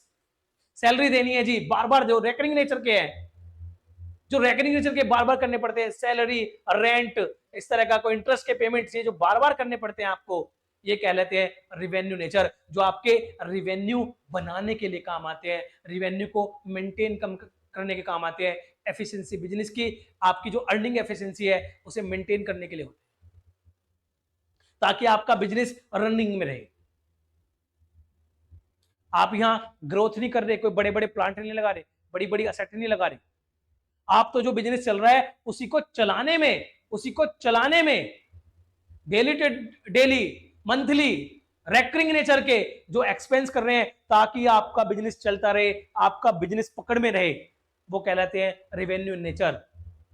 Employ लगाए हुए हैं, सैलरी देने जी, क्यों लगाए employ? Administration purpose, sale purpose, production purpose, इनके लिए लगाए जी एम्प्लॉय। तो ये तो एम्प्लॉय लगाने पड़ेंगे जी, किसके लिए? ऑपरेटिंग एक्टिविटी के लिए। ऑपरेटिंग एक्टिविटी पे तो बार बार खर्चे होंगे इन पे, ये जो बार बार खर्चे होंगे, जिनका बेनिफिट विद इन 12 मंथ एक ही उसमें क्या हो जाएगा, खत्म हो जाएगा अकाउंटिंग पीरियड में। ये फिक्स एसेट की तरह थोड़ी है, बिल्डिंग की तरह चलते रहेंगे 5 साल 10 साल। तो जी ये कहलाएंगे आपके रिवेन्यू एक्सपेंडिचर। ठीक है जी, आप एग्जाम्पल पे ज्यादा ध्यान दो जी, समझने पे ज्यादा ध्यान दो। रीडिंग तो मैं कर देता हूँ, रीडिंग तो वही लिखा है जो मैं बोल रहा हूँ, उससे थोड़ा कम ही लिखा हो सकता है, आपने ध्यान लगाना है उस चीज पे। बेनिफिट विच इज कंज्यूम्ड और exhausted with in the accounting period 12 months, maintain the productivity and earning capacity. Maintain करता है जी, इंक्रीज नहीं करता। मेंटेन जितनी है उतनी पे भी चलता रहे जी। इंक्रीज करने के लिए, एफिशिएंसी को बढ़ाने के लिए तो कोई सा और एक्सपेंडिचर करना पड़ता है, वो मैं बताऊंगा क्या। वर्ड पूछ सकता है जो आपके मेंटेन करता है, जो day to day expense, regular activity के एक्सपेंस, आपके ऑपरेशनल एक्टिविटी के एक्सपेंस है, वो क्या कहलाएंगे आपके। एग्जाम्पल पूछ लेगा, 2 एग्जाम्पल लिखो, या तो कई सारे लिखे हैं जी, electricity, office maintenance, purchase of raw material, wages to worker, salary, दुनिया भरी के लिखे हैं जी। और जितने भी आप पीएनएल अकाउंट में डालते हैं जी, ये आपके एक्सपेंस अकाउंट में जाता है, रिलेटेड एक्सपेंस अकाउंट में, और उसके थ्रू चला जाता है फिर पीएनएल अकाउंट में ट्रांसफर। इसकी जगह बनती है पीएनएल अकाउंट में। जितने भी पीएनएल अकाउंट में आप लिखते हो लाइन से, वो सारे एक्सपेंस रेवेन्यू के नेचर। डेप भी, हाँ जी, डेप भी लॉसेस है, रेवेन्यू नेचर। जिस चीज का आप बेनिफिट कंज्यूम कर जाओगे विद इन 12 मंथ्स, वो आपका क्या कहलाएगा, रेवेन्यू पे। ये रहा जी बिल्कुल उल्टा, जिसमें आपने एफिशिएंसी इंक्रीज कर देनी है, लाइफ इंक्रीज कर देनी है, प्रोडक्टिविटी इंक्रीज कर देनी है, बिजनेस में ग्रोथ करा देनी है, बड़ा कर देना है बिजनेस। इस तरह के अगर कोई आप एक्सपेंस कर रहे हो, आप कोई फिक्स एसेट ले रहे हो जी, आप कोई नई एसेट ले रहे हो, कोई टेंजिबल इंटेंजिबल नेचर की, ठीक है जी, दोनों ही टेंजिबल और इंटेंजिबल नेचर की, आप कोई नई एसेट ले रहे हो, तो वो नई एसेट आपके बिजनेस में, आपने नई प्लांट एंड मशीनरी ले ली, अभी आप 10,000 बनाते थे प्रोडक्ट, आपने नई और प्लांट मशीन लाए जिसकी अब कैपेसिटी 1 लाख प्रोडक्ट बनाने की, तो आपने तुरंत मेंटेन थोड़ी किया, आपने एफिशिएंसी मेंटेन थोड़ी करी, बिजनेस मेंटेन थोड़ी करा, आपने तो एफिशिएंसी इंक्रीज करा दी मशीन लाके। आपकी गाड़ी जी खराब हो गया, इंजन डुक डुक चलती थी जी, लगता था अब तो बस मर गई, गायब होने वाली है, आपने इंजन बदलवा दिया इस गाड़ी का, अब कैसे चलेगी सोचो जी, पहले सोचो इंजन जब खराब था कैसे चल रही थी, अब इंजन बढ़ने से क्या कमाल की एफिशिएंसी होगी, नहीं होगी, इसकी लाइफ में भी इंप्रूवमेंट आएगा, इसकी एफिशिएंसी में भी, खाली मेंटेन नहीं करेगी, अब तो बढ़ा देगी। आपने एक बिल्डिंग की 2 बिल्डिंग कर दी, रेंट आता था पहले एक बिल्डिंग का, अब 2 का आएगा, रेवेन्यू कैपेसिटी को बढ़ा देगा, मेंटेन नहीं करेगा, बढ़ा देगा, ऊपर कर देगा, नई असेट आते ही बिजनेस में जान आ जाएगी। आप असेट क्रिएट कर रहे हैं जिसमें जी जो कैपिटल असेट बना रहे हैं, जब असेट क्रिएट कर रहे हैं उस पर जो पैसा लगा रहे हैं वो है कैपिटल एक्सपेंडिचर। आपने नई लगाई, नई कोई भी असेट खरीदी, आपने नई असेट खरीदी, आपने प्लांट खरीदा, बिल्डिंग खरीदी, प्लांट मशीन, फर्नीचर, ये सब चीजें खरीदी जिनकी एक अकाउंटिंग पीरियड से लाइफ ज्यादा ही है, जिसे आप यूज करोगे बिजनेस में, वो आपका कहलाएगी कैपिटल एक्सपेंडिचर। क्या कहलाएगी? Capital expenditure. इसका बेनिफिट जनरली एक अकाउंटिंग पीरियड से ऊपर, जो एक अकाउंटिंग पीरियड से नीचे वो तो वहीं खत्म हो जाएगी जाके किसमें? Revenue expenditure. एक अकाउंटिंग पीरियड यानी कि 12 मंथ से ऊपर ऊपर वाली यहाँ आ सकती है किसमें? कैपिटल एक्सपेंडिचर में। और ये कैपिटल एक्सपेंडिचर बैलेंस शीट में किसका काम करेगी? जाके ये बैलेंस शीट में रिकॉर्ड होगी असेट में। कैसे रिकॉर्ड होगी? असेट में। इनके खर्चे भी, इनके रिलेटेड खर्चे भी कैपिटल एक्सपेंडिचर और कहलाते हैं किसमें? असेट में। मान लो एक मशीन खरीद के लाए जी, एग्जाम्पल दे दो जी, एक मशीन खरीदी 10 लाख की, उस पर फ्रेट लगा, भाड़ा बाहर से आई 10,000, और कोई कॉस्ट लगी इंस्टॉलेशन की 10 के, अब ये मशीन 1 लाख की नहीं रहेगी। मशीन कैपिटल एक्सपेंडिचर कहने का मतलब है जब तक रेडी टू यूज में जो मशीन ले रहे हो, जो एक्वायर कर रहे हो, जो भी एसेट एक्वायर कर रहे हो, उस पर जितने भी खर्चे लगाए वो सारे टोटल जोड़ के, वो सारे टोटल जोड़ के क्या होंगे? कैपिटलाइज। क्या होंगे? कैपिटलाइज। क्योंकि आप इन्हें यूज करोगे मोर देन 1 अकाउंटिंग पीरियड, ये आपके एफिशिएंसी को इंक्रीज करेगा, ये आपके किस में जाएगा? बैलेंस शीट का पार्ट बनेगा, आपकी असेट का पार्ट बनेगा, और इन टोटल बनेगा 1.20 लाख, 1,20,000। खर्चे कैसे जी? जो इसमें इसेंशियल्स हो करने, जरूरी हो। आपने जी नया बिजनेस खोला, असेट खरीदी और इनोग्रेशन करवाया, उस पर पार्टी करी, बहुत तगड़ा पैसा खर्च करा पार्टी में, 10 कंप्यूटर लिए और पार्टी ले दे दी 1 लाख की।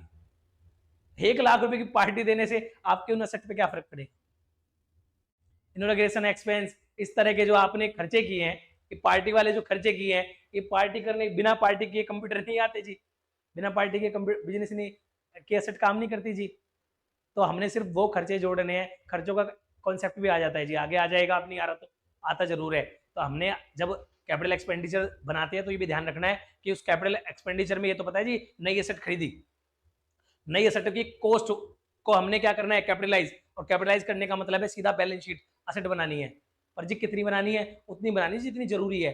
आपने जो बेकार के खर्चे कर दिए, जो आपने ये इनोग्रेशन वगैरह के जो आपने किए, ये खर्चे आप बिजनेस प्रमोशन में ले जाओ जी, ये खर्चे तो आपके प्रमोशन का, एडवर्टाइजमेंट का एक्सपेंस है जी, ये आपके असेट को बनाने का एक्सपेंस नहीं है। तो असेट को बनाने का जो एक्सपेंस है, ठीक है जी, असेट को बनाने का जो एक्सपेंस है वो आपका कहलाता है कैपिटल एक्सपेंडिचर, हो जाता है बैलेंस शीट में।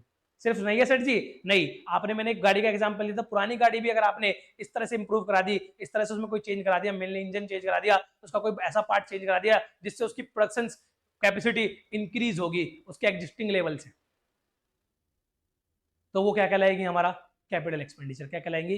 Capital expenditure. रिवेन्यू मैंने बता दिया, डे टू डे जो आप मेंटेन करने के लिए कर रहे हैं, आपने वर्कर को सैलरी देनी है, आपने रेंट देना है, रॉ मटेरियल खरीदना है, कन्वर्ट करना है, ये सारी चीजें जो आपके आ रही हैं बिजनेस को रन करने के लिए, ये आपके हैं रेवेन्यू नेचर के, जो आपको डायरेक्टली किससे लिंक्ड है? रेवेन्यू जनरेशन से।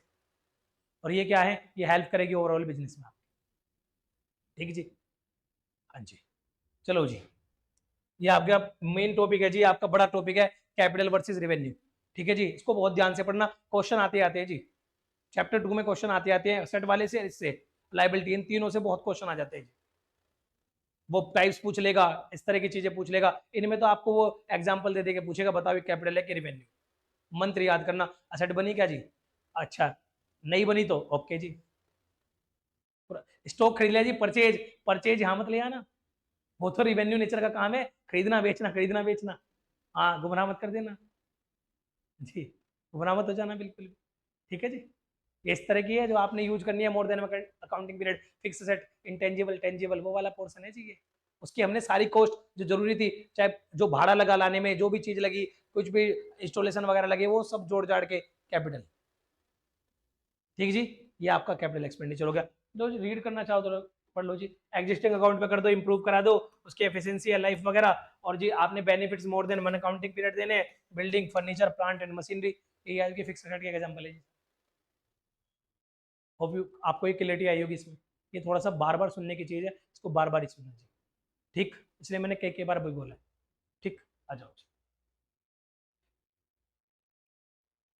इसके बाद ये एक्सपेंस वही बता चुका, जो आप पोर्शन कंज्यूम कर चुके, असेट का जो पोर्शन कंज्यूम कर चुके, आपका जो बेनिफिट कंज्यूम कर चुके, वो एक एक्सपेंस है। एक्सपेंस को और असेट में क्या डिफरेंस है जी? एक्सपेंस सेल नहीं हो सकते जी। आप मेरी इलेक्ट्रिसिटी का बिल ले जाओ जी, सेल थोड़ी हो जाएगा इलेक्ट्रिसिटी का बिल। आपने गाड़ी जी चलाई, गाड़ी सेल हो सकती है, असेट सेल हो सकती है, लेकिन जो गाड़ी का हिस्सा खा चुके, जो कंज्यूम हो गया, वो क्या कहलाता है? आपका एक्सपेंस। जो चीज मैं कंज्यूम कर चुका, एग्जॉस्ट कर चुका, वो मेरे एक्सपेंस में कन्वर्ट हो जाएगी। रेवेन्यू को हमने क्या करने के लिए? चलाने के लिए, रेवेन्यू मेंटेन करने के लिए, रेवेन्यू करने के लिए जो हमने क्या कर लिया? पोर्शन कंज्यूम कर लिया असेट का, जो पोर्शन हम खा चुके होते हैं, उसको कहलाते हैं एक्सपेंस। सबसे अच्छा एग्जांपल मैंने गाड़ी का दिया जी, गाड़ी का जो पोर्शन आपने खा दिया वो एक्सपेंस में कन्वर्ट हो जाएगा आपका, बाकी असेट में चलता रहेगा। आपने जो सर्विस कंज्यूम कर ली, एक्सपेंस ही घटाता है, आपके इकोनॉमिक बेनिफिट को घटाता है जी। ये मतलब है वही पोर्शन जो आप इकोनॉमिक बेनिफिट में खा रहे हैं किसी चीज का। ठीक जी, ये रहा जी, cost incurred for generation revenue, monetary measures of the input resources, it actually value of business that has expired during the accounting year. ये भी 12 मंथ का कॉन्सेप्ट है जी। ये एक्सपेंस जाते हैं जी पीएनएल अकाउंट में। कहा जाते हैं? PNL account. एक्सपेंस जी, हाँ, फिर बड़ी बात, दो प्रकार के, एक प्रीपेड, एक आउटस्टैंडिंग। यहां काम करता है एक्रूवल बेसिस। आपने मान लो सर्विस ली 1,20,000 की, किसी से सर्विस ली और उसको पेड कर दिए 1,00,000। अभी उसके ड्यू है 20K, उसके बनते हैं 1,20,000, आपने 1,00,000 दे दिए 20K। वो कहता है जी आपने कंज्यूम कर ली उस आदमी की सर्विस, अभी आपका इकोनॉमिक बेनिफिट कम करेगा, एक्सपेंस आपके कैश को फ्लो करवाएगा, ये असेट को बाहर फ्लो करवाएगा, आउटफ्लो कराएगा असेट का। या तो लायबिलिटी इंक्रीज करेगा या असेट का आउटफ्लो कराएगा। लायबिलिटी इंक्रीज करेगा, वो भी आगे चल के असेट ही खाएगी। असेट का जो पोर्शन हम खा जाते हैं, असेट जो कंज्यूम कर लेते हैं, वो एक्सपेंस में कन्वर्ट हो जाती है, ये कैश में पे करना पड़ेगा। कैश का जो इकोनॉमिक बेनिफिट हम ले ना था, वो इसके रूप में ले चुके, तो ये कहलाएगा हमारा एक्सपेंस। कौन सा वाला? मान लो सैलरी का एक्सपेंस है, सैलरी एक्सपेंस है जी मेरा, सैलरी का एक्सपेंस है। मैंने इसको देने थे 1,20,000, मैंने दे दिए 1,00,000। अभी कितना ड्यू है, अभी कितना अनपेड है, वही कितना खड़ा है जी हमारे किताबों में, इसका कितना पैसा अभी खड़ा है जी, ड्यू पे खड़ा है, यही कहलाता है आउटस्टैंडिंग एक्सपेंस। जो भी खड़ा है, बाहर खड़ा है जी, बाहर नहीं खड़ा है, किताबों में खड़ा है जी। किताबों में 20,000 खड़ा रहेगा इस आदमी के नाम पे कि अभी इसको 20,000 पे करने हैं। ठीक है जी, ये इसी ईयर का खर्चा है। जितना भी आपने कंज्यूम कर लिया, आपने सर्विस ले चुके हैं जब 1,20,000 रुपए की, अब हम लाइबल हो गए इसको पेमेंट करने के लिए। पेमेंट बाद में करे कि अभी करे, पेमेंट बाद में करे अभी करे, उससे खर्चे पे फर्क नहीं पड़ता, वो हमारे अपने 1,20,000 मांगेगा। तो जो खर्चा आपने बाद में पे किया है, डायरेक्ट पे नहीं किया, जिसके अगेंस्ट लाइबिलिटी जन्मी है, जिसके अगेंस्ट लाइबिलिटी जन्मी है, वो कहलाता है आउटस्टैंडिंग एक्सपेंस। तो आज से आपका आउटस्टैंडिंग एक्सपेंस हो गया लाइबिलिटी। क्या हो गया? लाइबिलिटी। ठीक जी, अभी आपने जो किसके अगेंस्ट? सैलरी, आउटस्टैंडिंग एक्सपेंस जो इस एम्प्लॉय के अगेंस्ट अभी पेमेंट करने हैं, इसकी सर्विस के अगेंस्ट जो पेमेंट करने हैं, वो 20,000 खड़े हैं जी किताबों में, तो ये कहलाएंगे आउटस्टैंडिंग एक्सपेंस। ठीक है जी, जो आपने जिसका सर्विस तो ले ली लेकिन अभी पे नहीं किया, पे नहीं किया, you are liable to pay, it's called outstanding expense. Second जी, प्रीपेड क्या है जी? प्रीपेड, प्रीपेड सीधा दिख रहा है जी, प्रीपेड। प्री मतलब पहले, प्री मतलब पहले, पेड एडवांस में पे कर दिया जी। अभी बेनिफिट लिया ही नहीं, खर्चा हुआ ही नहीं, जब तक बेनिफिट लिया नहीं, कंज्यूम नहीं किया इकोनॉमिक बेनिफिट, तब तक खर्चा कहां? बेनिफिट तो लिया ही नहीं, तो बेनिफिट नहीं लिया, जिस चीज का बेनिफिट नहीं लिया, बेनिफिट लेना है, वो करके खर्चा हो ही नहीं सकती, तो प्रीपेड एक्सपेंस है ही नहीं कायदे में। आउटस्टैंडिंग वाला तो पोर्शन ऑफ एक्सपेंस है, लेकिन प्रीपेड तो एक्सपेंस है ही नहीं, ये तो जबरदस्ती का वर्ड एक्सपेंस लिख दिया इसमें, ये तो असेट है। जिसका आप बेनिफिट लेने वाले हैं वो चीज क्या होती है, असेट। आप इस प्रीपेड का आपने एडवांस पे कर दिया, मुझे फीस एडवांस दे दी 1 साल की, कोचिंग ले रहे हैं दिन दिन महीने महीने, फी की 1 साल की, तो जैसे जैसे आप 1 महीना खत्म करते हैं, आपकी मैं जो कमाई का हकदार होता हूं उसे 1 महीने के कहता हूं, बाकी जो बाकी चल रहे होते हैं 11 मंथ का, वो तो क्या चल रहा होता है, आपकी तरफ से प्रीपेड है जी, एडवांस पेड है जी। उसके बदले तो मैंने सर्विस दी नहीं, आपने सर्विस ली नहीं, आपने उसका बेनिफिट लिया ही नहीं। आपने सिम कार्ड में रिचार्ज कराया, 28 दिनों तक चलता है, एक एक दिन करके खर्च होता है, वो एडवांस पे कर दिए जी पैसे, बेनिफिट लिया ही नहीं। यानी कि अभी तो आज का बेनिफिट लेना बाकी है, और जिसका बेनिफिट लिया ही नहीं वो एक्सपेंस कैसे, जिसका बेनिफिट लिया एक्सपेंस कैसे, तो जी ये कहलाती है असेट। प्रीपेड एक्सपेंस को कहते हैं असेट। क्या कहते हैं, असेट। इसका तो बेनिफिट लेना है अभी, इसका तो बेनिफिट लेना है। एक का बेनिफिट ले चुके, पेड नहीं किया तो लाइबल टू पे है, तो पेड नहीं किया एक्सपेंस तो है ही, और साथ एक्सपेंस के पोर्शन में जुड़ेगा ही, लेकिन पे नहीं किया, कैश आउटफ्लो नहीं हुआ आपका, तो लाइबिलिटी में खड़ा रहेगा, वो याद दिलाता रहेगा किस इंसान को भी पे करनी है, ये कल को आपका कैश खाएगा ही खाएगा। प्रीपेड क्या है, एडवांस कैश निकाल के दे दिया, ले जाओ जी, वाह, एक को दे नहीं रहे, एक को प्रीपेड भी एडवांस दे दी, किसी को जरूरत थी सैलरी, एडवांस ले जाओ जी, अगले महीने काम कर देना।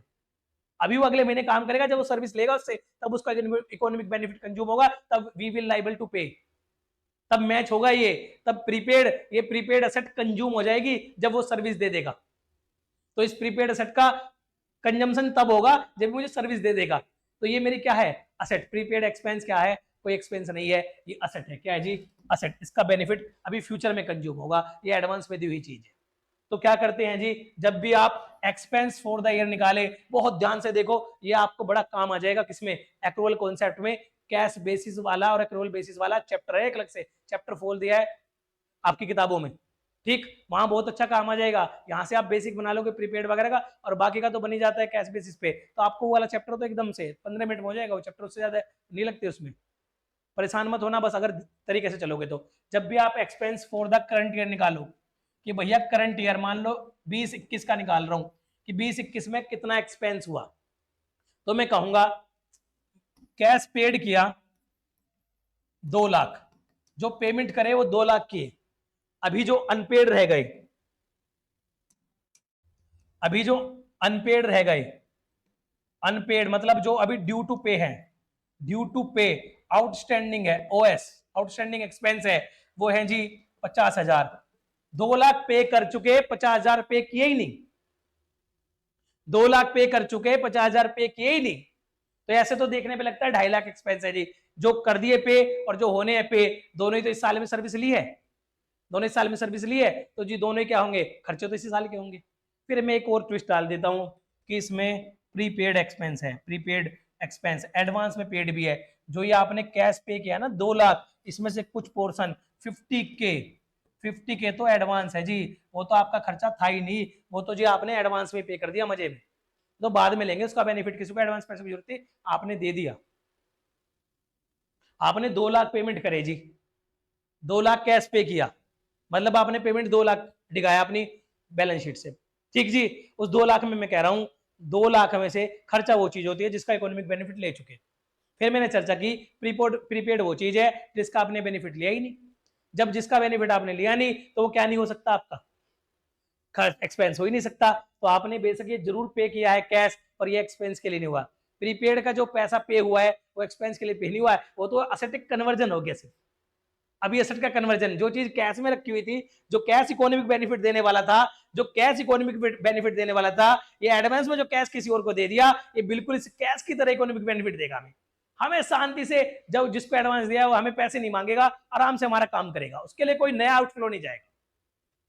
अभी हमने इसका क्या नहीं किया, इस एसेट को कंज्यूम किया ही नहीं, और जब हमने इसको इकोनॉमिक बेनिफिट कंज्यूम किया ही नहीं तो एक्सपेंस में कन्वर्ट हुई नहीं, ये हमारा एक्सपेंस है ही नहीं अभी।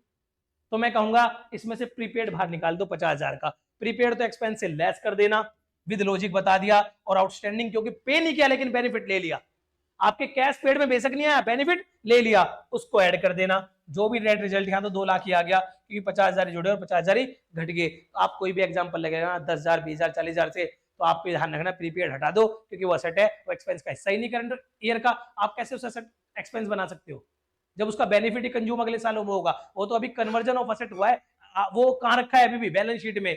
और बैलेंस शीट में वो चीज रखी जाती है जिनका भी कोई बेनिफिट मिलेगा, जिनके बैलेंस है, और एक्सपेंस वो चीज होती है जिनके बैलेंस खत्म। अब वो तो जाएंगे पीनल अकाउंट में और एक बैलेंस निकलेगा प्रॉफिट और लॉस, सीधा हो जाएगा फिर बैलेंस शीट में। ये तो परफॉर्मेंस में हमने कर लिया यूज।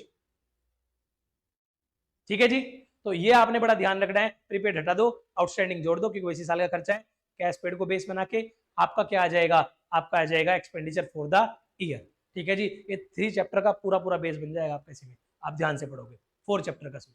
ठीक है जी, एक्रूवल को और उसको कैश बेसिस को अलग से नहीं पढ़ना। अगर आपने 2 और 3 पढ़ा हुआ है ना अच्छे से कॉन्सेप्ट और ये टर्म पढ़े हुए, तो आपको दिक्कत आ ही नहीं सकती जी।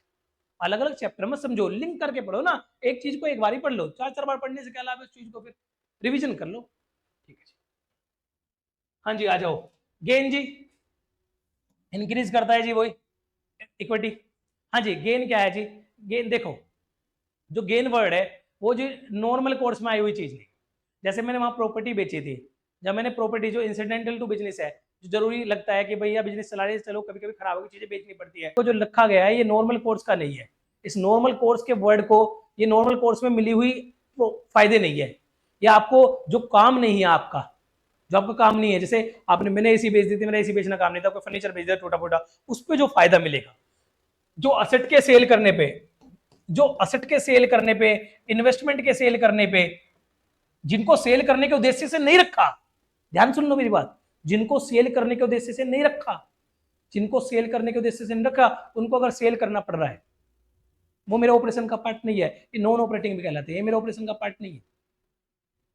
तो मुझे उन पे अगर कोई गेन आ गया, मैंने कोई वो चीज ज्यादा में बेच दी, उस पर कोई फायदा आ गया, सेल कर दिया मैंने, कोई मशीनरी, प्लांट एंड मशीनरी कर दी, ठीक है, इस तरह की कोई बिल्डिंग कर दी, मान लो बिल्डिंग मेरे पास 10 लाख की थी, लेकिन मार्केट में उसके अच्छे रेट हो गए 20 लाख की बिक गई, तो 10 लाख रुपए का गेन रिकॉर्ड हो जाएगा। ये जो नॉर्मल टर्म में, नॉर्मल कोर्स में रिकॉर्ड ना होके गेन की टर्म में record, gain sale on losses, losses वही जी एक्सपेंस से ज्यादा, आप जब आपके एक्सपेंस एक्सीड कर जाए किसको? आपकी रेवेन्यू को।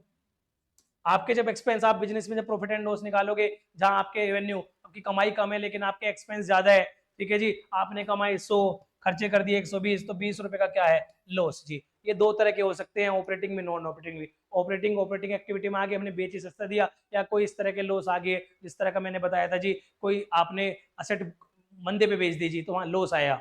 लॉस तो लॉस ही है जी, लॉस में कोई अलग से नाम नहीं दिया, ठीक है जी।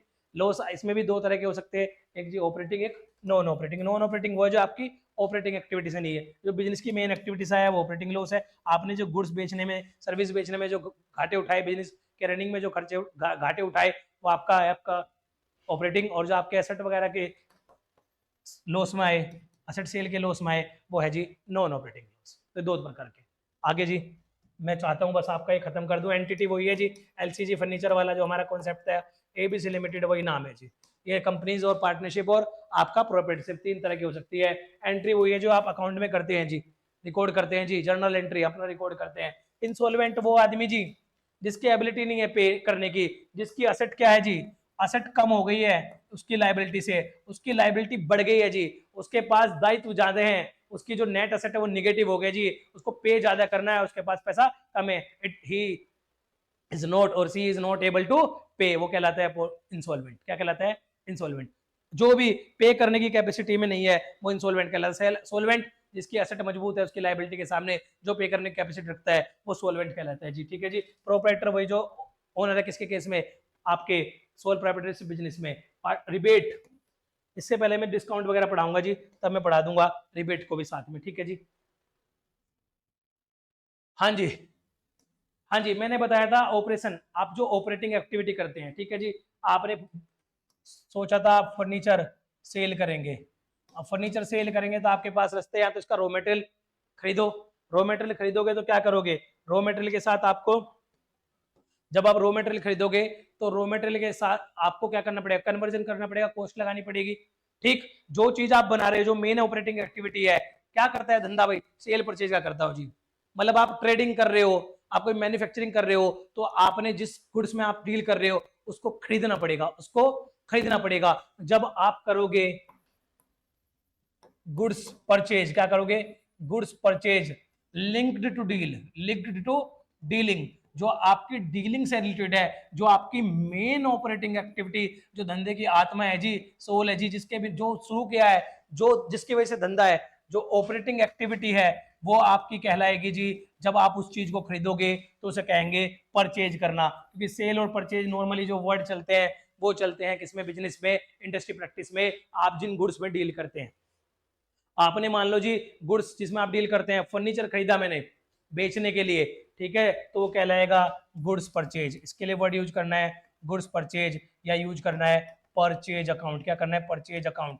लेकिन ध्यान रखना गलती से भी अगर आपने कोई असेट बाय की, असेट बाय की, असेट को बेचना, असेट का मोटिव ही है असेट जिसमें आप डील नहीं कर रहे, आपने कोई फिक्स असेट बाय की, क्या की, फिक्स असेट बाय की, इसको बेचना आपका मोटिव नहीं है, इसको यूज करना मोटिव है, तो आप ये ध्यान रखना इसमें आप डीलिंग का मोटिव नहीं लेके बैठे, ऑपरेशन एक्टिविटी का नहीं लेके बैठे, वहां परचेज वर्ड और सेल वर्ड यूज नहीं होता, वहां यूज होगा इस असेट का नाम। जब खरीदोगे तब भी इन्वेस्टमेंट की तरह रिकॉर्ड होगी, मतलब नाम से रिकॉर्ड करना जी, नाम से। मान लो आपने कोई बिल्डिंग खरीदी, क्या खरीदी, बिल्डिंग, आपने कोई बिल्डिंग परचेज की, तो ये परचेज वर्ड यहाँ यूज नहीं होगा, अब यहाँ यूज होगा बिल्डिंग वर्ड, कि बिल्डिंग अकाउंट, बिल्डिंग अकाउंट होगा जी डेबिट। आगे जर्नल एंट्री में क्लियर कर दूंगा डेबिट क्यों होता है, उसमें बिल्डिंग का नाम अब डेबिट होगा। परचेज और सेल वर्ड जो बना हुआ है आपके ऑपरेशन से रिलेटेड बना हुआ है, आप जिन चीजों में डील करते हैं, उन्हें खरीदते जब बेचते हैं, तो उनके लिए परचेज और सेल वर्ड डिफाइन किया हुआ है। ठीक है जी, खरीदोगे तो परचेज, बेचोगे तो सेल। लेकिन आपने कोई असेट बेची या खरीदी तो उसमें सेल और परचेज वर्ड यूज मत कर देना, वहां यूज करना असेट का नेम, वो अकाउंट में जाएगी, किसमें, असेट के अकाउंट में, किसमें जाएगी, असेट के अकाउंट में। और आपके गुड्स की जो परचेज है, जो स्टॉक जिसमें आप ट्रेड करते हैं, डील करते हैं, वो जाएगी आपके परचेज अकाउंट और सेल अकाउंट में, खरीदने बेचने में, वो जाएगी एक्सपेंस में, वो जाएगी पीएनएल अकाउंट में, और ये जाएगी बैलेंस शीट में, ये जाएगी बैलेंस शीट में, इन्वेस्टमेंट में, असेट में। राइट और रॉन्ग, ठीक है जी। अच्छा जी, अब ये हो गया जी। अब ये जो परचेज है, अब जी मैं गुड्स पे आ रहा हूं। अब ये जो परचेज है और ये सेल है, दो तरह से हो सकती है, या तो कैश या क्रेडिट।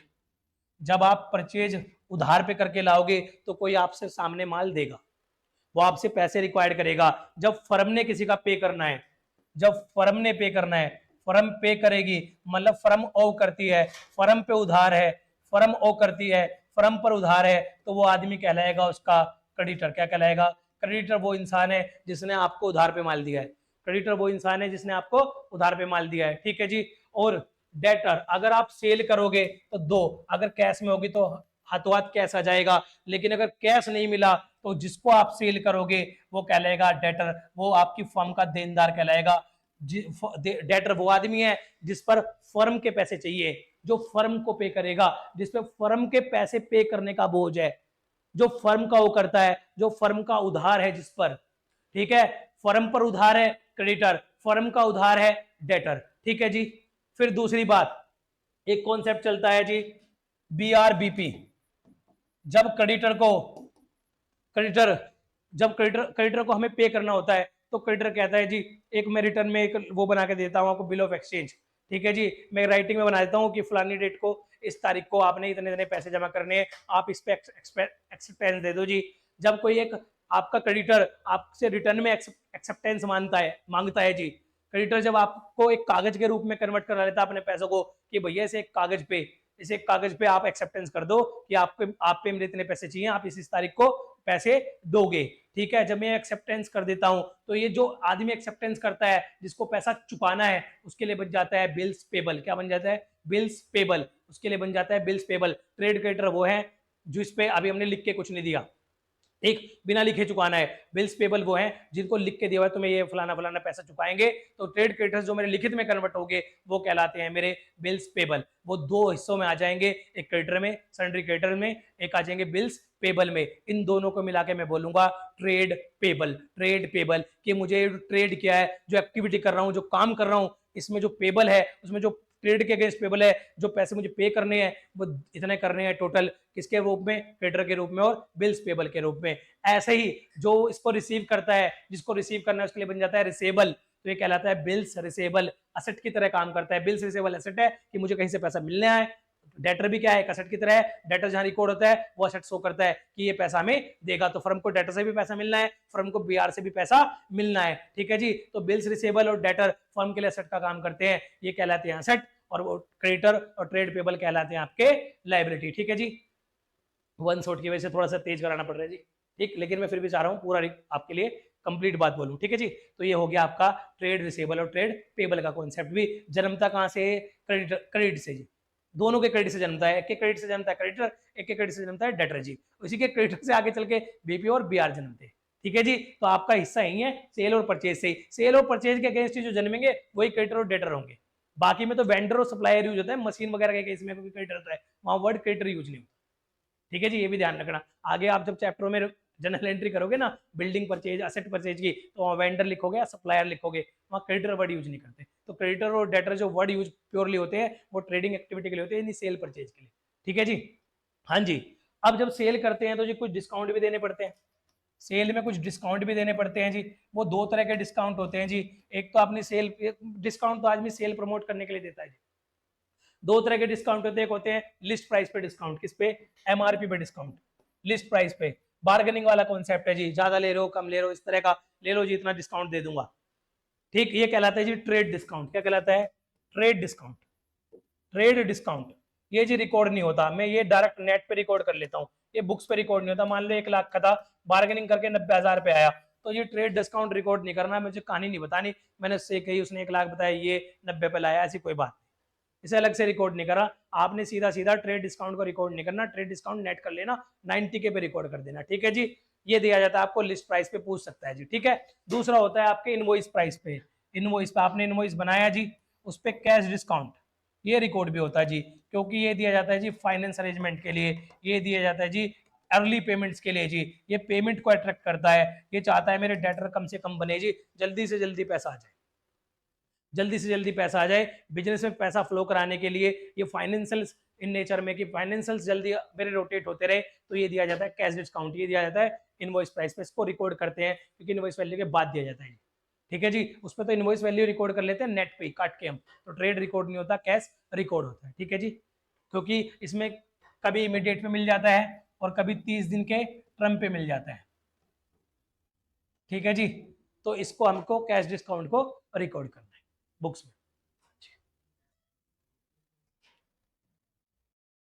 ये रहा जी आपका डिस्काउंट भी, trade discount, cash discount. Trade receivable भी हो गया जी, डेटर है हमारा। ये रहा जी, ही ओज an amount business against credit sale of good service. ये बिजनेस के अमाउंट करता है जी, और ये फर्म का पैसा वो करता है, फर्म का पैसा इस पे उधार है, ये पे करेगा फर्म को, ये डेटर कहलाएगा टू ओव। ये इस तरह से पूछता है जी एग्जाम में भी, ये लैंग्वेज बहुत याद रखना, ठीक। जिसको फर्म, जिसका पैसा फर्म पे उधार है वो क्रेडिटर है, और जिसका फर्म का पैसा जिस पे उधार है वो डेटर है, ठीक है जी। फिर आपका ट्रेड पेबल भी हो गया, क्रेडिटर हो गया, बिल्स पेबल हो गया जी। जी प्रॉफिट वही है जी आपका जो आप निकालते हो रेवेन्यू माइनस एक्सपेंस, आप ये बनाते हो ट्रेडिंग पीएनएल अकाउंट, ठीक है जी। आगे चल के एक टर्म आएगी, तो जी जब आप डायरेक्ट ये देखते हो कि प्रोडक्ट ने कितना कमा के दिया, धंधे में दम है नहीं है, जब आप डायरेक्ट इनकम, डायरेक्ट रेवेन्यू के साथ, डायरेक्ट रेवेन्यू के साथ जब डायरेक्ट एक्सपेंस आप डील करते हो, माइनस करते हो, तो आपका निकल के आता है डायरेक्ट प्रॉफिट। क्या जी, प्रॉफिट वो चीज है जो इनकम की है एट द एंड किसने, बिजनेस ने। किसने, बिजनेस में जो सारा तामझाम किया, रेवेन्यू फ्रॉम ऑपरेशंस जो आए, उनसे जो एक्सपेंस एडजस्ट करता है, उनके साथ जो एक्सपेंस एडजस्ट करता है, वो आपका आ जाता है इनकम ऑफ द बिजनेस, वो आ जाता है प्रॉफिट ऑफ द बिजनेस, ठीक है जी। इनकम बड़ी टर्म है प्रॉफिट से भी, जो प्रॉफिट को इटसेल्फ कवर करती है, प्रॉफिट उसके अंदर आता है, ठीक है जी। हाँ जी, डायरेक्ट एडजस्ट, जब आप ट्रेडिंग अकाउंट बनाते हो डायरेक्ट एक्सपेंस एडजस्ट करते हो, जब आप देखते हो ट्रेडिंग लेवल पे, मैन्युफैक्चरिंग लेवल पे, आपका प्रोडक्ट लेवल पे क्या प्रॉफिट है, ठीक है जी, जिसपे आपने एडमिनिस्ट्रेशन और सेल के एक्सपेंस अभी नहीं थोपे हैं, कि हमारा प्रॉफिट, हमारा जो हम काम कर रहे हैं क्या वो प्रॉफिटेबिलिटी जनरेट कर भी नहीं कर रहा है, क्या कितनी जनरेट कर रहा है, तो उसके जब निकालते हो आप डायरेक्ट एक्सपेंस के साथ, तो आता है जी ग्रोस प्रॉफिट, तब आता है जी जीपी, तब आता है जीपी, ये प्रोडक्शन एबिलिटी बताता है, प्रूफ, ये आपके प्रोडक्ट की जान बताता है कि प्रोडक्ट की डिमांड कैसी है, जान कैसी है।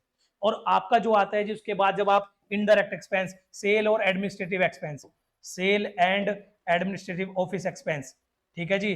जो डायरेक्ट नहीं है, जो इनडायरेक्टली पर जरूरी है क्या करने के लिए, प्रोडक्ट को बेचने के लिए, बिजनेस चलाने के लिए, ठीक है। प्रोडक्ट को सेलेबल बनाने के लिए नहीं, पर प्रोडक्ट को बेचने के लिए। सेलेबल बनाने के लिए तो आपको जो यूज होते हैं वो डायरेक्ट होते हैं कि अपने प्रोडक्ट बनाना है, उसमें वेजेस लगेगी, उसमें डायरेक्ट मटेरियल लगेगा, उसमें जो भी फैक्ट्री की इलेक्ट्रिसिटी लगेगी, ठीक है, फ्यूल एंड पावर लगेंगे, वो सारी चीजें आप जोड़ तोड़ के एक प्रोडक्ट की कॉस्ट निकालते हैं कि भैया प्रोडक्ट को बनाने में इतनी कॉस्ट आ रही है और प्रोडक्ट आगे बिक कितने का रहा है।